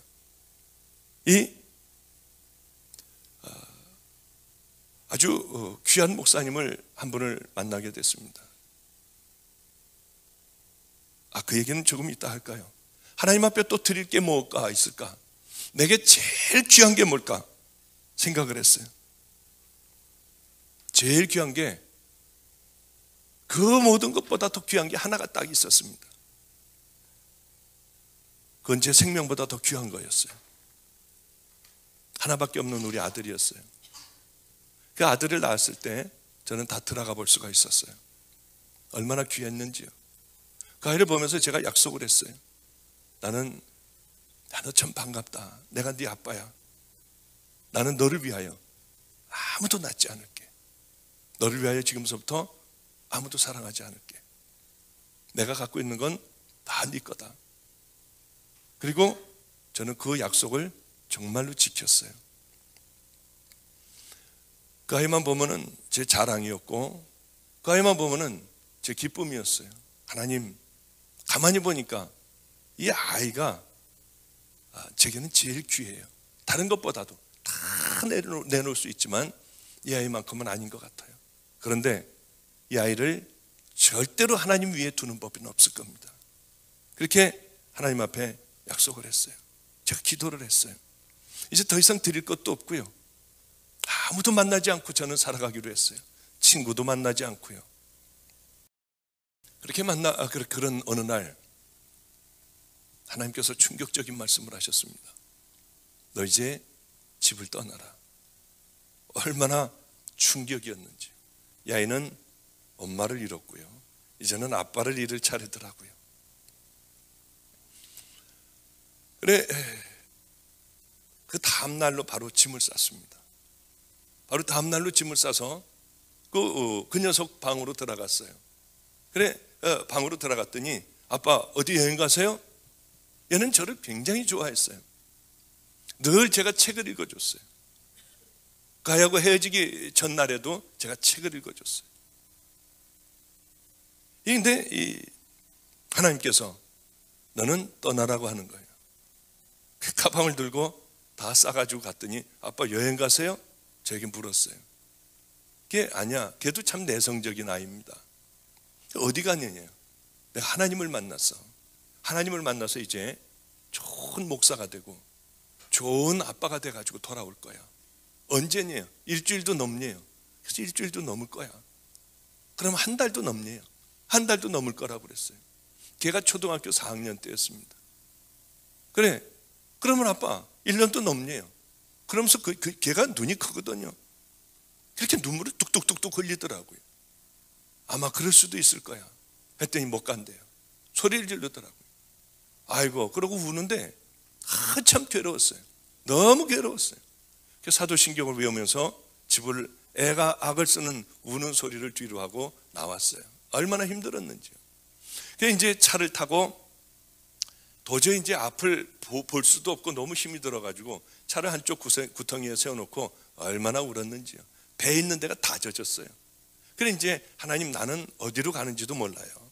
이 아들을 나는 떠나지만은 제가 있는 것보다 제가 키우는 것보다 이 아이를 하나님 더 잘 키워주세요 하고 저는 떠났어요. 그러고서 이제 그 아이하고 헤어지게 됐습니다. 저는 안성이라고 하는 곳에 그저 척박한 곳에 범죄가 얼마나 많이 일어나는 그 골목길에 돈이 없었기 때문에 남의 집 밑에 층에 조그만 이 개척교회를 하나를 했습니다. 그 녀석은 이제 키가 1m 85가 되고 건장한 청년이 됐어요. 술을 먹으면 저한테 전화를 해요. 아빠 보고 싶어 미치겠어요. 그럼 알아. 그럼 예수 믿으라는 소리 하지 말아요. 예수 믿으라는 소리 하지 말래. 왜냐하면 그 하나님을 자기가 어떻게 용서하냐요. 자기는 용서할 수 없대요, 그 하나님을. 그러니까 절대 예수 믿으라는 소리만큼은 하지 말라고 그래요. 얼마나 괴롭겠어요, 제가. 그래 이제 그러면은 와라. 근데 저는 난로도 못 대고요. 이 애가 오면은 따뜻한 겨울에 보리차 한 컵, 따뜻한 보리차 한 컵, 그거 줄 것도 없었어요. 아무것도 없는 거지였으니까요. 그럼 이 녀석이 문을 열고 이제 밤늦게 제 친구 차를 타고 이제 들어와요. 술 이만큼 취해가지고 그냥 꼭 아무 말도 하지 말래. 꼭 안으면은 이 키가 저보다 훌쩍 큰 녀석이 그렇게 부르르 떨면서 울어요. 그러다가 한참 있다가 됐어요 하고 나가버리면 얼마나 속이 상한지요. 그럼 이 녀석이 절로 내려가면 얼른 이쪽에 가서 문을 열고 조금 열고 그 녀석을 봐요. 저쪽으로 돌아가는 거 보면 저쪽으로 달려가서 또 문을 열고 보고요. 그러면 가가지고 이제 차를 타고 이렇게 뒷모습을 가는 모습을 보면 얼마나 힘든지요. 그런데 이 아이하고 완전히 헤어지는 그런 날이 왔습니다. 저는 거기서 버려진 애들하고 함께 살았어요. 교도소에서 나온 아이들, 버려진 아이들, 거지, 이런 아이들하고 함께 살았어요. 노숙자들하고도 거기 가서도 살고요. 우리 교회에 오면은 여기 그 의자 하나에 하나씩을 이제 방으로다가 이렇게 이건 니네 집이다. 그러고 이제 거기다 이제 하나씩들 다 이렇게 살고 있었어요. 근데 우리 아이가 아니 저 같은 게 무슨 애비라고 지 친구가 생겼다는 거예요. 지 친구가 생겼으니 아빠 가가지고 아빠 인사를 할게요. 그리고 그럼 와라. 우린 그때 하루 반인가 아마 하루인가 그렇게 굶고 있었을 때였어요. 그 아이가 자기 여자친구하고 케이크를 사왔습니다. 케이크를 사왔는데 우리 애들에게 부탁을 했어요. 니네들 땅바닥에다 침 뱉든지 욕하든지 그런 거 하지 말아라. 야, 내 아들이 온댄다. 여자친구하고 오니까 너희들 그렇게 막 이렇게 무례하게 굴지 말고 좋은 얘기하고 딱 30분만 참아줘라. 내 체면을 좀 차려달라. 그래 이제 애들하고 그 약속을 철석같이 하고요. 제 아들이 여자친구를 데리고 왔어요. 부끄럽지도 않은지 거지같이 살고 있는 저를 찾아왔더라고요. 케이크를 이렇게 자기들이 사온 케이크를 자르는데 손이 하얗고 그렇게 이뻤어요. 아주 인상에 그렇게 깊이 남는 이쁘게 생긴 아이였습니다. 케이크를 자르더니 한쪽을 주면서 아버님 잡수시라고 하는데 얼마나 눈물이 나는지요. 저는 아무도 알아주는 사람도 없고 거기서 그냥 버려진 애들하고 살면서 매도 맞고요. 때리면 매도 맞고 참 힘들게 그렇게 살아가고 있었어요. 근데 아버님 잡수시라고 하는데요. 아이고 눈물이 나려고 하는데 이게 뭘 말도 못하겠고 그래서 겨우 받아가지고 그냥 그렇게 먹었습니다. 니네들도 한쪽씩 먹어라 하고 지네들도 한쪽씩 먹고 그 다음에 이 케이크를 우리 애들에게 갖다 줬어요. 우리가 아마 하루인가 하루 반인가 그렇게 굶고 있었을 때였습니다. 얘네들이 배가 고프니까 그걸 막 먹기 시작을 했어요. 그냥 하나가 넣으니까 뺏길까봐 지네들도 막 손으로 막 먹고 하면서 이거 얼굴에 묻고 하니까 낄낄거리고 그러면서 약속했던 게 다 없어져 버리고요. 이게 지네들로 다시 돌아가가지고 난리 법석들이 난 거예요. 그 저는 화가 나니까 이쪽으로 막 발로 치기도 하고 막 이쪽으로다가는 막 눈도 끔쩍거리기도 하고 이쪽에서는 아이 그랬어 하고 이 양쪽으로 왔다 갔다 하는데 우리 한 아이가 그걸 보면서요 이런 얘기를 하는 거예요. 목사님 왜 아들 볼 때는 웃고 그렇게 편안한 얼굴로 보고 우리들 볼 때는 왜 인상을 쓰고 그렇게 발로 차고 하냐. 근데 그때 어떤 생각이 들었냐 하면은 왜 그때 그 생각이 들었는지 몰라요. 하나님 앞에 제가 약속했던 생각이 탁 떠오르는 거예요. 오래전에 하나님 절대로 이 아들을 하나님 위에 놓지 않겠어요. 두고 보세요. 그게 갑자기 이 아이 이 교도소 갔다 얼마 나온 지 얼마 안 된 아이의 그 얘기가 그게 콱 들어오는 거예요. 저도 모르게 아들에게 이렇게 얘기했습니다. 너 여기 이제 오지 말아라. 네가 보고 싶으면 내가 너를 찾아갈 테니까 여기는 오지 말라고 했어요. 그러니까 이 아이의 얼굴이 일그러지면서요. 지 여자친구 손목을 탁 잡더니 나가지. 얘네들에게 입에다 담을 수 없는 욕을요 막 퍼대는 거예요. 전 그 아이의 그런 모습을 처음 봤어요. 막 악을 쓰면서 소리를 질렀어요. 그러더니 아빠는 나를 2번 버렸대요. 아빠는 나를 2번 버렸으니까 이제는 찾지 않겠대요. 얼마나 충격적이었는지요. 그리고 그 아이하고의 그 아이는 그러고 나가버렸습니다. 얼마나 힘들었겠습니까? 이건 내가 또 잘못했구나. 근데 주님 앞에서 제가 그렇게 약속을 했던 게 그때 생각이 난 거예요.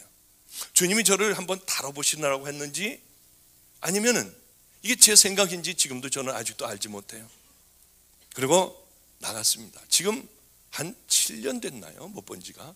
같은 서울에 살면서 한 7년 넘어 못 봤을 거예요. 지금은 29살 청년인가 그것도 잘 잊어버렸어요. 근데 결혼을 했는지도 안 했는지도 몰라요. 여러분, 제가 찾으려면 못 찾겠습니까? 우리 누님도 저기 와 있어요. 우리 매형도 와 있고요. 찾으려면 못 찾겠나요? 그 아이들하고 친한데요. 얼마든지 찾을 수 있어요. 네, 찾지 않고 이 차를 타고 가다가 보면은 차를 타고 가다 보면은 죄송합니다. 키가 큰 녀석이 하나가 지나가요. 그럼 가슴이 뛰기 시작을 해요. 그 녀석인가? 어쩌면 저렇게 닮았지 하고 앞으로 가보면 다른 얼굴이에요. 아니구나. 그때 또 잠 못 자요. 우리 애들은 정말 이제 성자같이 자랐어요. 그 아이들은요, 학교 가다가 서대문에서 신발 벗고 있는 거지가 있으면은요, 대학생들이에요. 얘네들은요, 그 자리에서 신발을 벗어요. 그래서 그 거지들 신발을 다 신겨주고, 얘네들은 돈이 없기 때문에 맨발로 학교를 가요. 그리고 맨발로 학교 가서 강의 다 듣고 맨발로 전철을 타고 인천까지 와요. 그리고 버스를 타고 집에 와요. 저한테 하는 얘기가 있어요. 목사님, 참 이상해요. 오늘 거지에게 이 신발을 벗어주고 맨발로 학교 다녔는데 저보고 한 명도 너 왜 신발 벗고 다니니? 사람들이 저거 왜 신발 벗고 다니지? 쳐다보는 사람이 한 명도 없었어요. 야, 그 주님이 했다. 그지? 우리 감사기도 하자.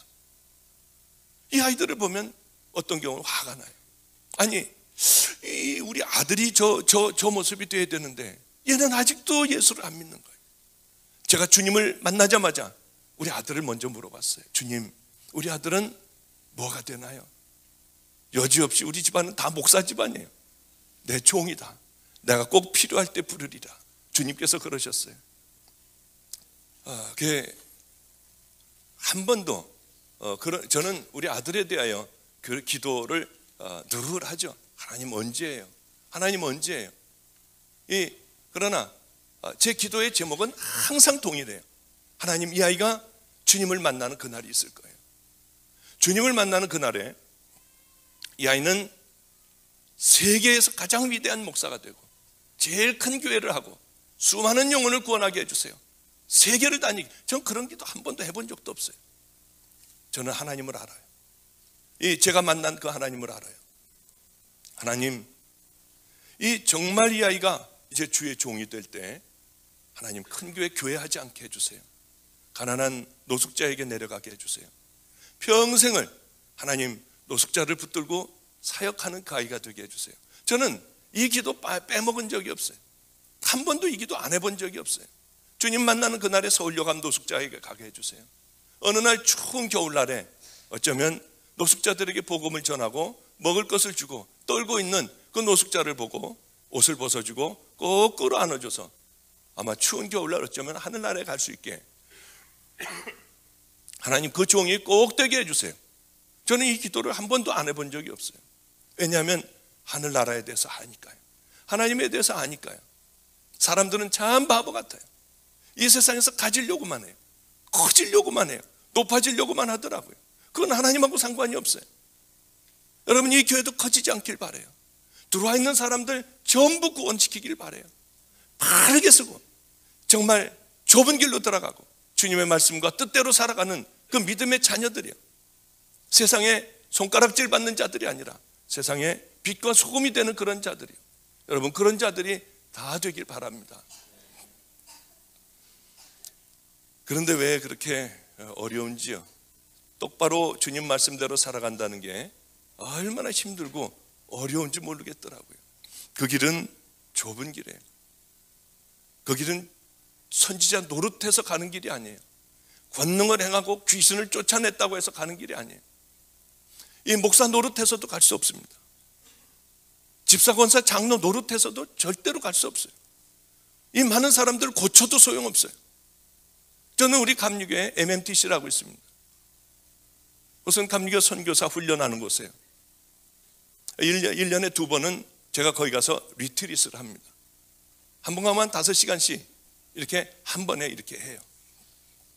선교사로 나가는 그 사람들이기 때문에 제가 유일하게 예언을 하는 곳입니다. 하나님이 말씀하시는 그대로 그 많은 선교사들에게 제가 마지막으로 예언을 해주고 그 사역을 끌고 그렇게 하는 곳이에요. 그곳에서 저를 제일 험한 곳으로 선교지를 보내줍니다. 카자흐스탄에 갈보리 교회인가 주님의 교회인가 김영준 목사님이라는 분이 계세요. 그 교회 갔었습니다.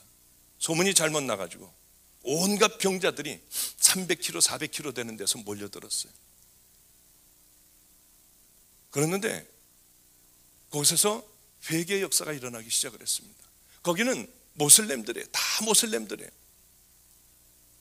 그래, 한번 모슬렘들 한번 와봐라. 하나님이 살아계신 것을 와봐라. 근데 저는 그런 능력이 없는 사람이에요. 거기서 막 과대 선전을 했어요. 300km 되는 데서도 오고 하여튼 수도 없이 많이 왔어요. 다 병자들로 가득 찼어요. 여기서 치유의 역사가 일어나지 않으면 큰일 난다는 거예요. 저는 뭐 해봤어야죠, 그런 것을요. 누군 안 하고 싶나요? 그거 다 하고 싶지.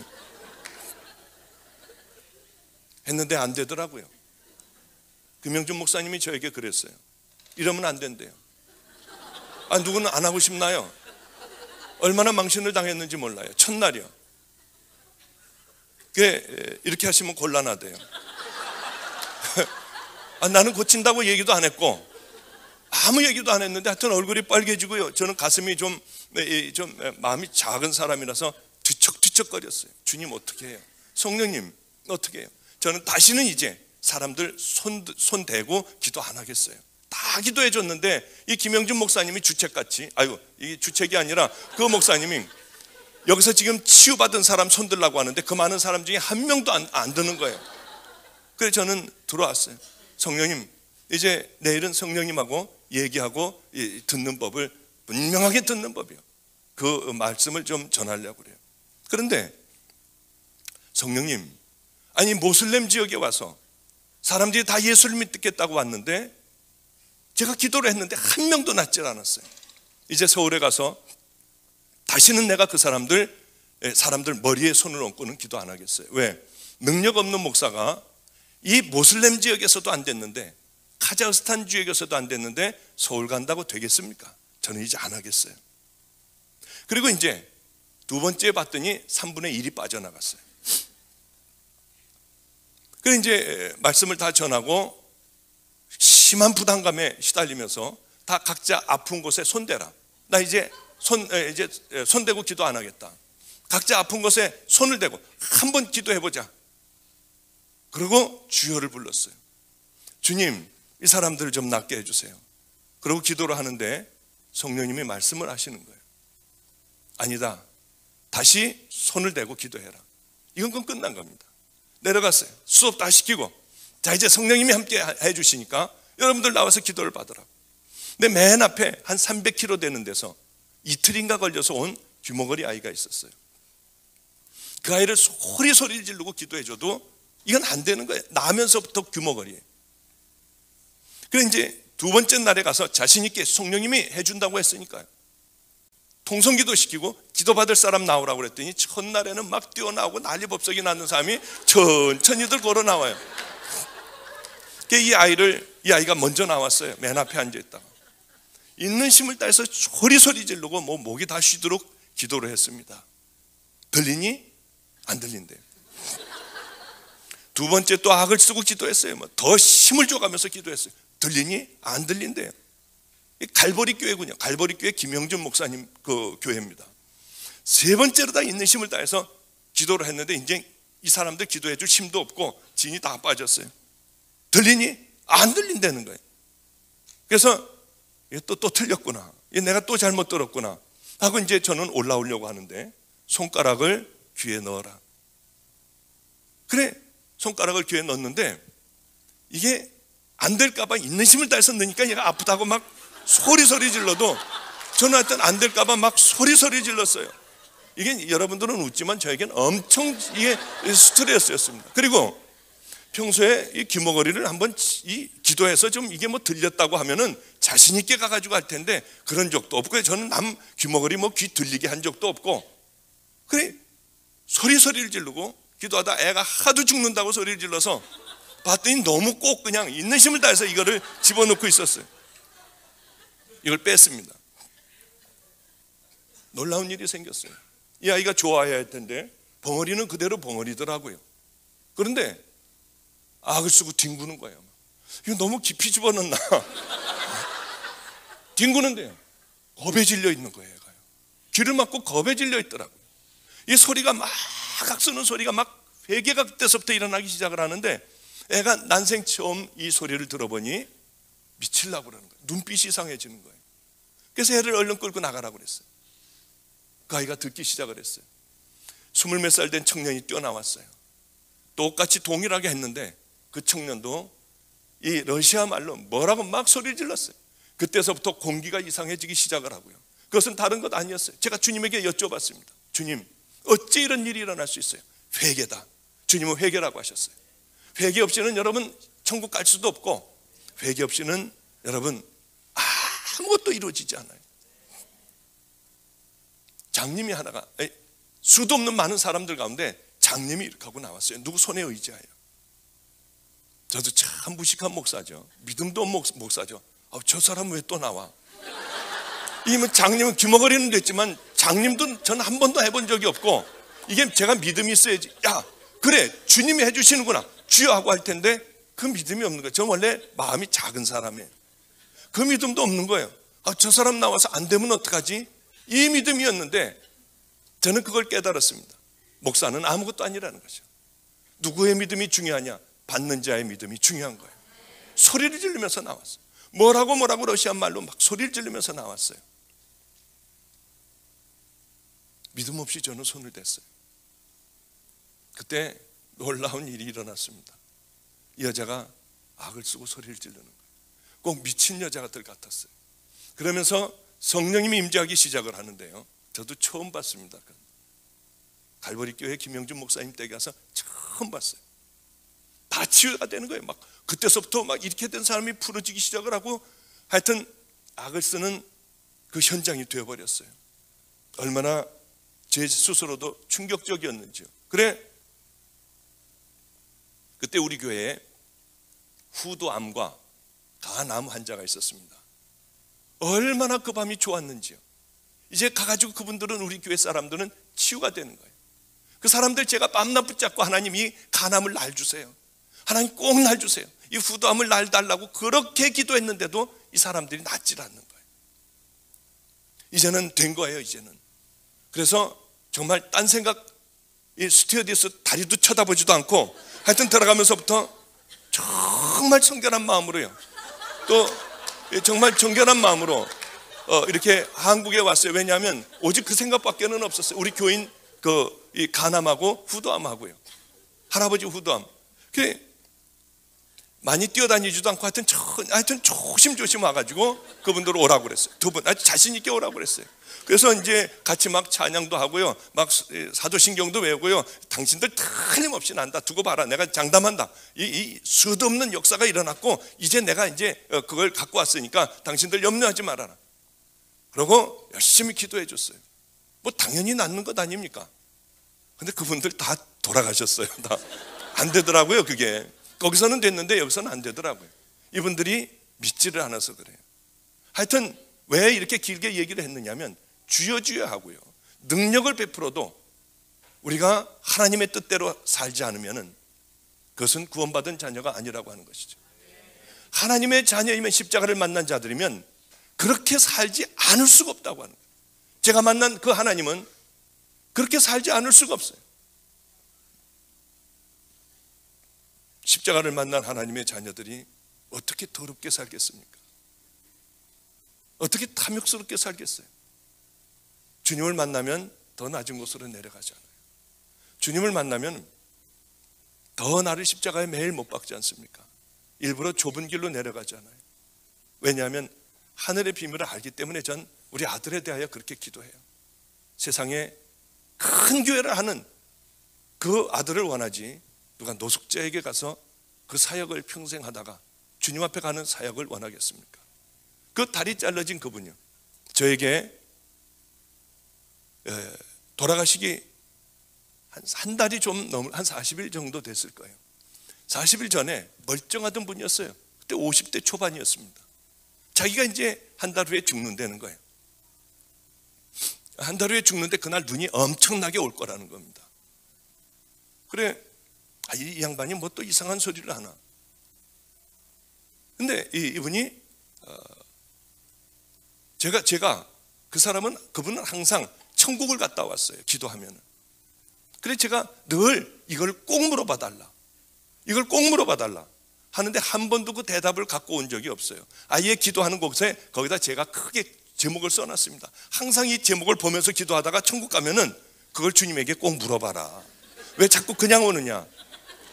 그랬는데 가면은 잊어버린다는 거예요. 그게 생각이 안 난다는 거예요. 그래서 늘 제게 가장 궁금했던 답을 한 번도 갖고 온 적이 없어요. 몇 년 동안에요. 그날은 절 보고 안성구 휴게소 있는 데로 나오라고 그랬어요. 애들을 다 데리고 나오라고 그래요. 가난하게 살던 때였어요. 먹을 게 없는 때였어요. 그 아이들을 데리고 이제 그 휴게소로 갔습니다. 우리 아이들에게 휴게소에서 마음껏 먹게 해주더라고요. 자기는 이제 한 달 후에 하나님께서 부르시기로 했대요. 근데 죽게 돼 있대요. 눈 오는 이날 자기는 간대요. 저는 좀 믿어지지가 않았어요. 나를 똑바로 세우기 위해 저러나. 그분도 저를 버렸어요. 하나님께서 절대로 저를 도와주지 말라고 해서 버렸어요. 이제 하늘나라에 자기가 가게 됐대요. 주님이 오라고 하셨고 그날에 자기는 가게 될 거래요. 그러면서 그동안 제가 늘 물어보고 싶었던 그 대답을 몽땅 다 그날 해줬어요. 잠깐의 만남을 통하여 다 해주고 갔어요. 해답을 다 주고 갔어요. 그것은 어떤 것이었냐면 천국에를 가게 됐답니다. 천국에 가면 자기 그 다리가 생긴대요. 주님하고 함께 걸음을 걷고 있는데 좋은 집이 하나가 있고 그 의자에는 아주 귀한 그런 빛이 흘러나오고 있었답니다. 주님, 저 의자와 저 집은 누구 것입니까? 하고 주님에게 여쭤봤대요. 혹시 내 것이 아닌가? 하고 물어봤답니다. 그랬더니 너희 나라에 사는 내 종이다. 보고 싶으냐? 그래서 보고 싶다고 했더니 보여주시는데 보니까 우리나라에 어떤 섬이더래요. 섬인데 그저 한 10대 가구 정도 사는 그런 작은 외딴 섬이었답니다. 그 섬을 보여주는데 이 허름한 부록으로 진 그런 교회에 어느 할아버지 하나가 이렇게 쓸고 있더래요. 바로 저 종이다. 아니, 세상에는 이 우리나라에도 얼마나 큰 종들이 많고 얼마나 수도 없는 교인들을 가지고 있는 그 많은 종들이 있는데 하나님, 어떻게 저 사람이에요? 이 섬에 있는 어떻게 저 사람이에요? 그랬더니 저 종은 젊어서 이 섬으로 들어왔다. 근데 이 10대 명 되는 양을 데리고 목회를 하다가 내가 여기서 이렇게 목회를 해서는 안 되지. 나도 나가서 목회다운 목회를 해야지. 그 짐을 싸가지고 가려고 하다가 보면 이 양들은 그럼 누가 돌보지? 여긴 아무도 올 수 없음. 아무도 안 올 텐데 양을 사랑하는 마음으로 다시 풀고 그 양들에게 자기 생명을 줬대요. 이제 나이가 또 한 40 정도 돼가지고 내가 여기서 이러고 끝낼 수는 없지. 또 쌌다가 그럼 이 양들은 누가 돌보지? 짐을 쌌다 풀었다 하며 평생을 저기서 양들을 사랑하며 들어온 양들을 다 천국으로 인도한 귀한 내 종이다. 그러더라는 거예요. 그러면서 저한테 이제 돌아가시기 한 달 전에 우리 누님하고도 아주 친해요. 저기 와 있는 우리 누님하고도 아주 친한 전도사예요. 그런데 돌아가시기 전에 그 해답을 제게 다 줬어요. 그러면서 이 땅에서 크고 화려하게 살려고 하지 말아라. 이 땅에서는 가장 낮은 곳에서 살아라. 그리고 이제 있는 것들을 다 나누고 하나님께서 더 넘치게 주실 때마다 그걸 다 흘려보내야 된다. 가두고 막고 나 혼자만 잘 살아서는 절대로 안 된다. 이 땅에서의 삶은 짧다. 그러니 주님 나라를 위하여 생명을 다하여 살다가 우리 저 하늘에서 정말로 가장 귀한 자리에서 만나자고 하면서 그분은 가셨어요. 그게 저하고의 마지막 만남인지 저는 상상하지도 못했습니다. 정말 그분은 눈이 그렇게 많이 오는 날에 돌아가셨고요. 정말 하나님의 사람을 하나를 잃어서 그런지 엄청나게 눈이 많이 왔던 그런 날에 돌아가시고 말았습니다. 사람은 참 미련해요. 저도 역시 미련하기가 짝이 없고요. 조금만 방심하면 유명해지려고 하고요, 더 가지려고 하고요, 이러더라고요. 여기 아까 들어오면서 보니까 제 소개에 뭐 이제 이렇게 나와 있대요. 저게 어디서 많이 보던 글이더라고요. 그게 경향신문에 난 제 글이었어요. 제가 안성에서 그렇게 고생을 하고 있을 때 어느 기자에게 연락이 왔습니다. 한번 신문에 크게 내드린답니다. 제가 싫다고 했죠. 그럼 뭐 나가서 뭐 합니까? 그런데 하나님에 관한 것을 얘기하면은 그 큰데 하나님에 관한 것이 믿지 않는 신문에 이렇게 나간다는 게 얼마나 귀한 거니에요. 그래서 이제 거기를 나가게 됐습니다. 거기를 나갔는데 이게 순엉터리더라고요. 왜냐하면은 제가 걸어갔다고 하면은 뛰어간 것을 쓰고요. 좀 뛰었다고 하면 날아간 것으로 쓰고요. 저는 맨 처음에 저는 아직도 그거 다 읽지 않았습니다. 그거를 처음에 읽으면서요, 주님 앞에 얼마나 무서웠는지. 이게 제가 읽어도 참 성자 같아요, 그게. 그래서 그 다음서부터는 절대로 나간 적이 없어요. MBC니 책을 내면은 어마어마한 뭐가 들어오고요. 또 CTS 기독교 방송 어디서부터 하여튼 별군 데서 다 오지만은 그 이후로다가는 한 번도 나간 적이 없어요. 왜냐하면 유명해지면은 정말 죽겠더라고요. 유명해지면은 저는 참 안타깝게 생각하는 게 요즘 TV에서 왜 그렇게들 큰 귀한 목사님들이 입에 거론이 되고요, 그렇게 부끄러운지요.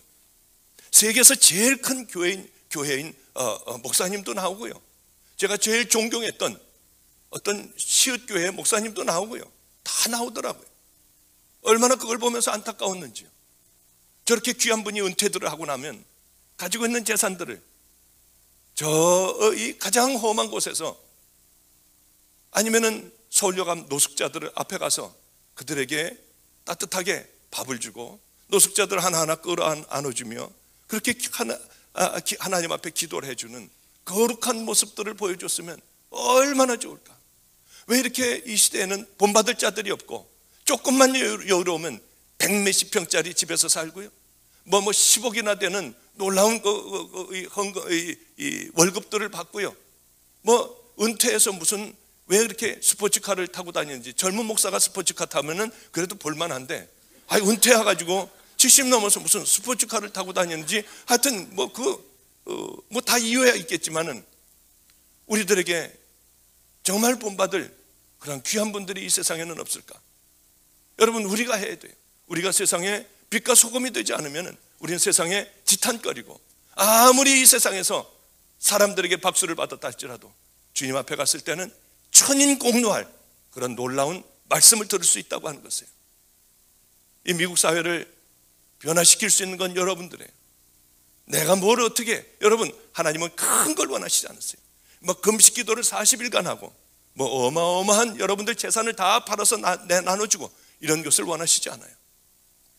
그러면은 그야말로 더 좋은 일이 어디 있겠습니까마는 가장 주님께서 싫어하실 일, 그거 하나하나 처음부터 버리는 거예요. 그것이 더 음란이면, 젊은이들 같으면 음란이면 그것과 싸우는 거예요. 10번 범죄하다가 한 번 참으면은 너 이놈아 9번씩이나 범죄해. 주님은 그러시지 않으세요. 한 번 참은 그것을 보고 우리 주님은 얼마나 기뻐하시는지요. 그리고 그 다음 또 하나 참고요, 그 다음 것과 싸우고 하며 하나하나 하나님의 자녀로 거듭나고 변화되는 겁니다. 제가 이 말씀만 드리고 이제 끝내도록 하죠. 귀한 분을 한 분을 알고 있어요. 그분을 꼭 만나고 싶었어요. 드디어 이상하게 그분이 먼저 저에게 전화 왔습니다. 중국의 섬서성에 있는 한중이라는 곳에 있는 명로봉 목사님이에요. 그분은 이 나환자촌으로 들어갔습니다. 그런데 거기에 그 고위 관리들이 그러더라는 거예요. 예수가 무슨 예수냐, 너희들 와가지고 하는 거 봐라. 아니에요, 예수는 우리를 위하여 십자가에 달려 돌아가셨습니다. 그래서 사람들이 믿지를 않더래요. 그래서 이분은 안전가옥을 떠나 중국에서 제일 큰 나환자촌입니다. 거길 들어가셨어요. 그래서 그 나환자촌에 같이 들어가서 사시는 분이에요. 들어갔는데 밥을 먹고 있더래요. 봤더니 다 떨어져 나가고 질질질 다 흐르는 사람들이 태반이 되는 거예요. 제일 중국에서 크니 어마어마하지 않습니까? 수용소였답니다. 그래 밥을 먹고 있더래요. 다들 질질 흐르고요. 팔다리도 없어가지고 어떤 사람은 배로 기고 와가지고 그것을 돼지처럼 그냥 먹더라는 거예요. 나 여기 와서 살게 해달라. 너 멀쩡한데 왜 오냐? 너 나가라고 하더래요. 그래서 사실은 우리 형님도 나환자로 죽었다. 나 여기서 좀 살게 해달라. 밥을 먹으라고 하면서 이 겨드랑이에 숟갈을 쓱 비벼주는데 보니까 고름이 반이 들어가 있더래요. 먹으라고 그러더래요. 그걸 다 먹었대요. 다 먹었대요. 이 나환자들이 와서 다들 와서 보면서 뭔 이상한 사람 보듯이 하더래요. 그분은 거기서 살게 되었습니다. 그런데 그분이 하는 것은 설교하고, 목사님이에요. 설교하고 그런 게 아니에요. 가서 나환자들 이렇게 버켓이 있지 않습니까? 버켓. 거기에다 널판지 2개를 놓고 거기서 대소변들을 보는 거예요. 수도 없는 많은 문둥이들이요. 그러면 새벽에 일어나 새벽 기도하고 다른 거 안 하고 나환자들의 대소변을 가서 다 쳐주는 거예요. 깨끗하게. 그 수많은 것을요. 그러면 오후가 된답니다. 손에 물집이 잡히고요. 그 다음에 이 머리를 깎아줘요. 그 다음에 손발이 없어서 밥을 못 먹는 분에게 가죽을 대서 숟가락을 만들어주면 그걸로 이제 이렇게 먹게 해주는 것. 그 일들을 하는 게 목사님의 다예요. 설교도 안 해요. 우리 아이 중에 하나가, 이 철민이라는 애가 하나가 있어요. 이거 인터넷 안 나가죠? 이렇게 얘기하다 보면 저도 모르게 이렇게 이름이 나와요. 그 아이가 10살 때서부터 소매치기 하고 구두 닦기를 하던 애예요. 32살까지 교도소에서 살았습니다. 술을 잔뜩 먹고 하여튼 저와의 만남이 이루어졌어요. 이 아이는 저를 만나자마자 옷을 다 벗었는데 목 여 밑에서부터 이 무릎 위까지 용문신에다가 뱀이 혓바닥을 내놓는 거, 여자가 나체 사진으로 있고요. 흉악한 것은 흉악한 그림은 다 그려져 있었어요. 그 아이가 나를 좀 보래요. 자기는 평생을 이렇게 살아왔대요. 교도소에서 살아왔고 알코올 중독자고 약물 중독자래요. 그 아이는 저와 만났고 우리 가족이 됐어요. 그 아이는 성자로 변해갔습니다. 딴 아이로 변해갔어요. 얼굴도 성자같이 변했어요. 얼마나 놀라웠는지요. 얘가 십자가를 만난 거예요. 얘가 복음을 정말 한 거예요. 여러분, 세상의 양아치들과 교도소에서 다니는 애들도 복음을 만나 가치관과 모든 삶과 생각이 변화돼요. 여러분들은 어떻습니까? 정말 변화됐나요? 정말 그 십자가를 만났습니까? 그 복음을 정말 만났나요? 그렇다면 여러분들의 가치관은 다 변화되어 있어야 하고 예전에 살던 삶에서 벗어나야 될 겁니다. 이 아이는 그렇게 만나게 됐어요. 이 아이의 소원은 세상에서 가장 밑바닥에 내려가 이제 주님을 섬기는 것이었습니다. 그래 명 목사님을 만나게 됐고,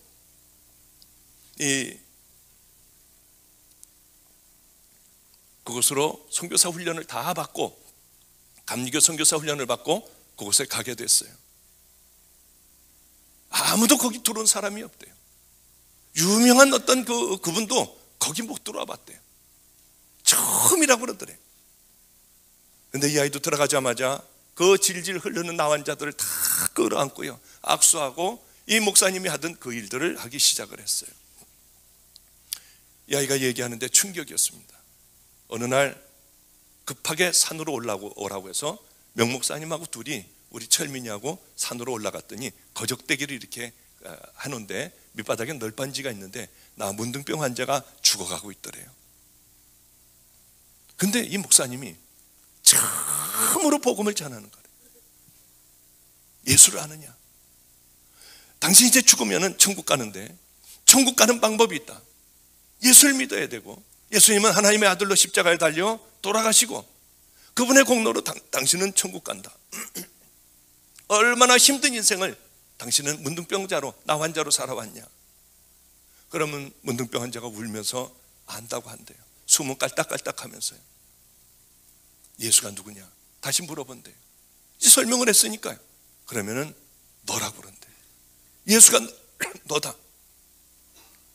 나는 워스 명무스, 나는 명목사지 예수가 아니라고. 그러고서는 그때서부터 그걸 끌어안고요, 질질질질 흐르는, 고름이 흐르는 그 사람을 끌어안고 볼을 비비며 기도를 한대요. 그리고 이제 일어나면, 그러니까 이 녀석은 그냥 그 녀석은 벌써 36이 됐습니다. 그렇게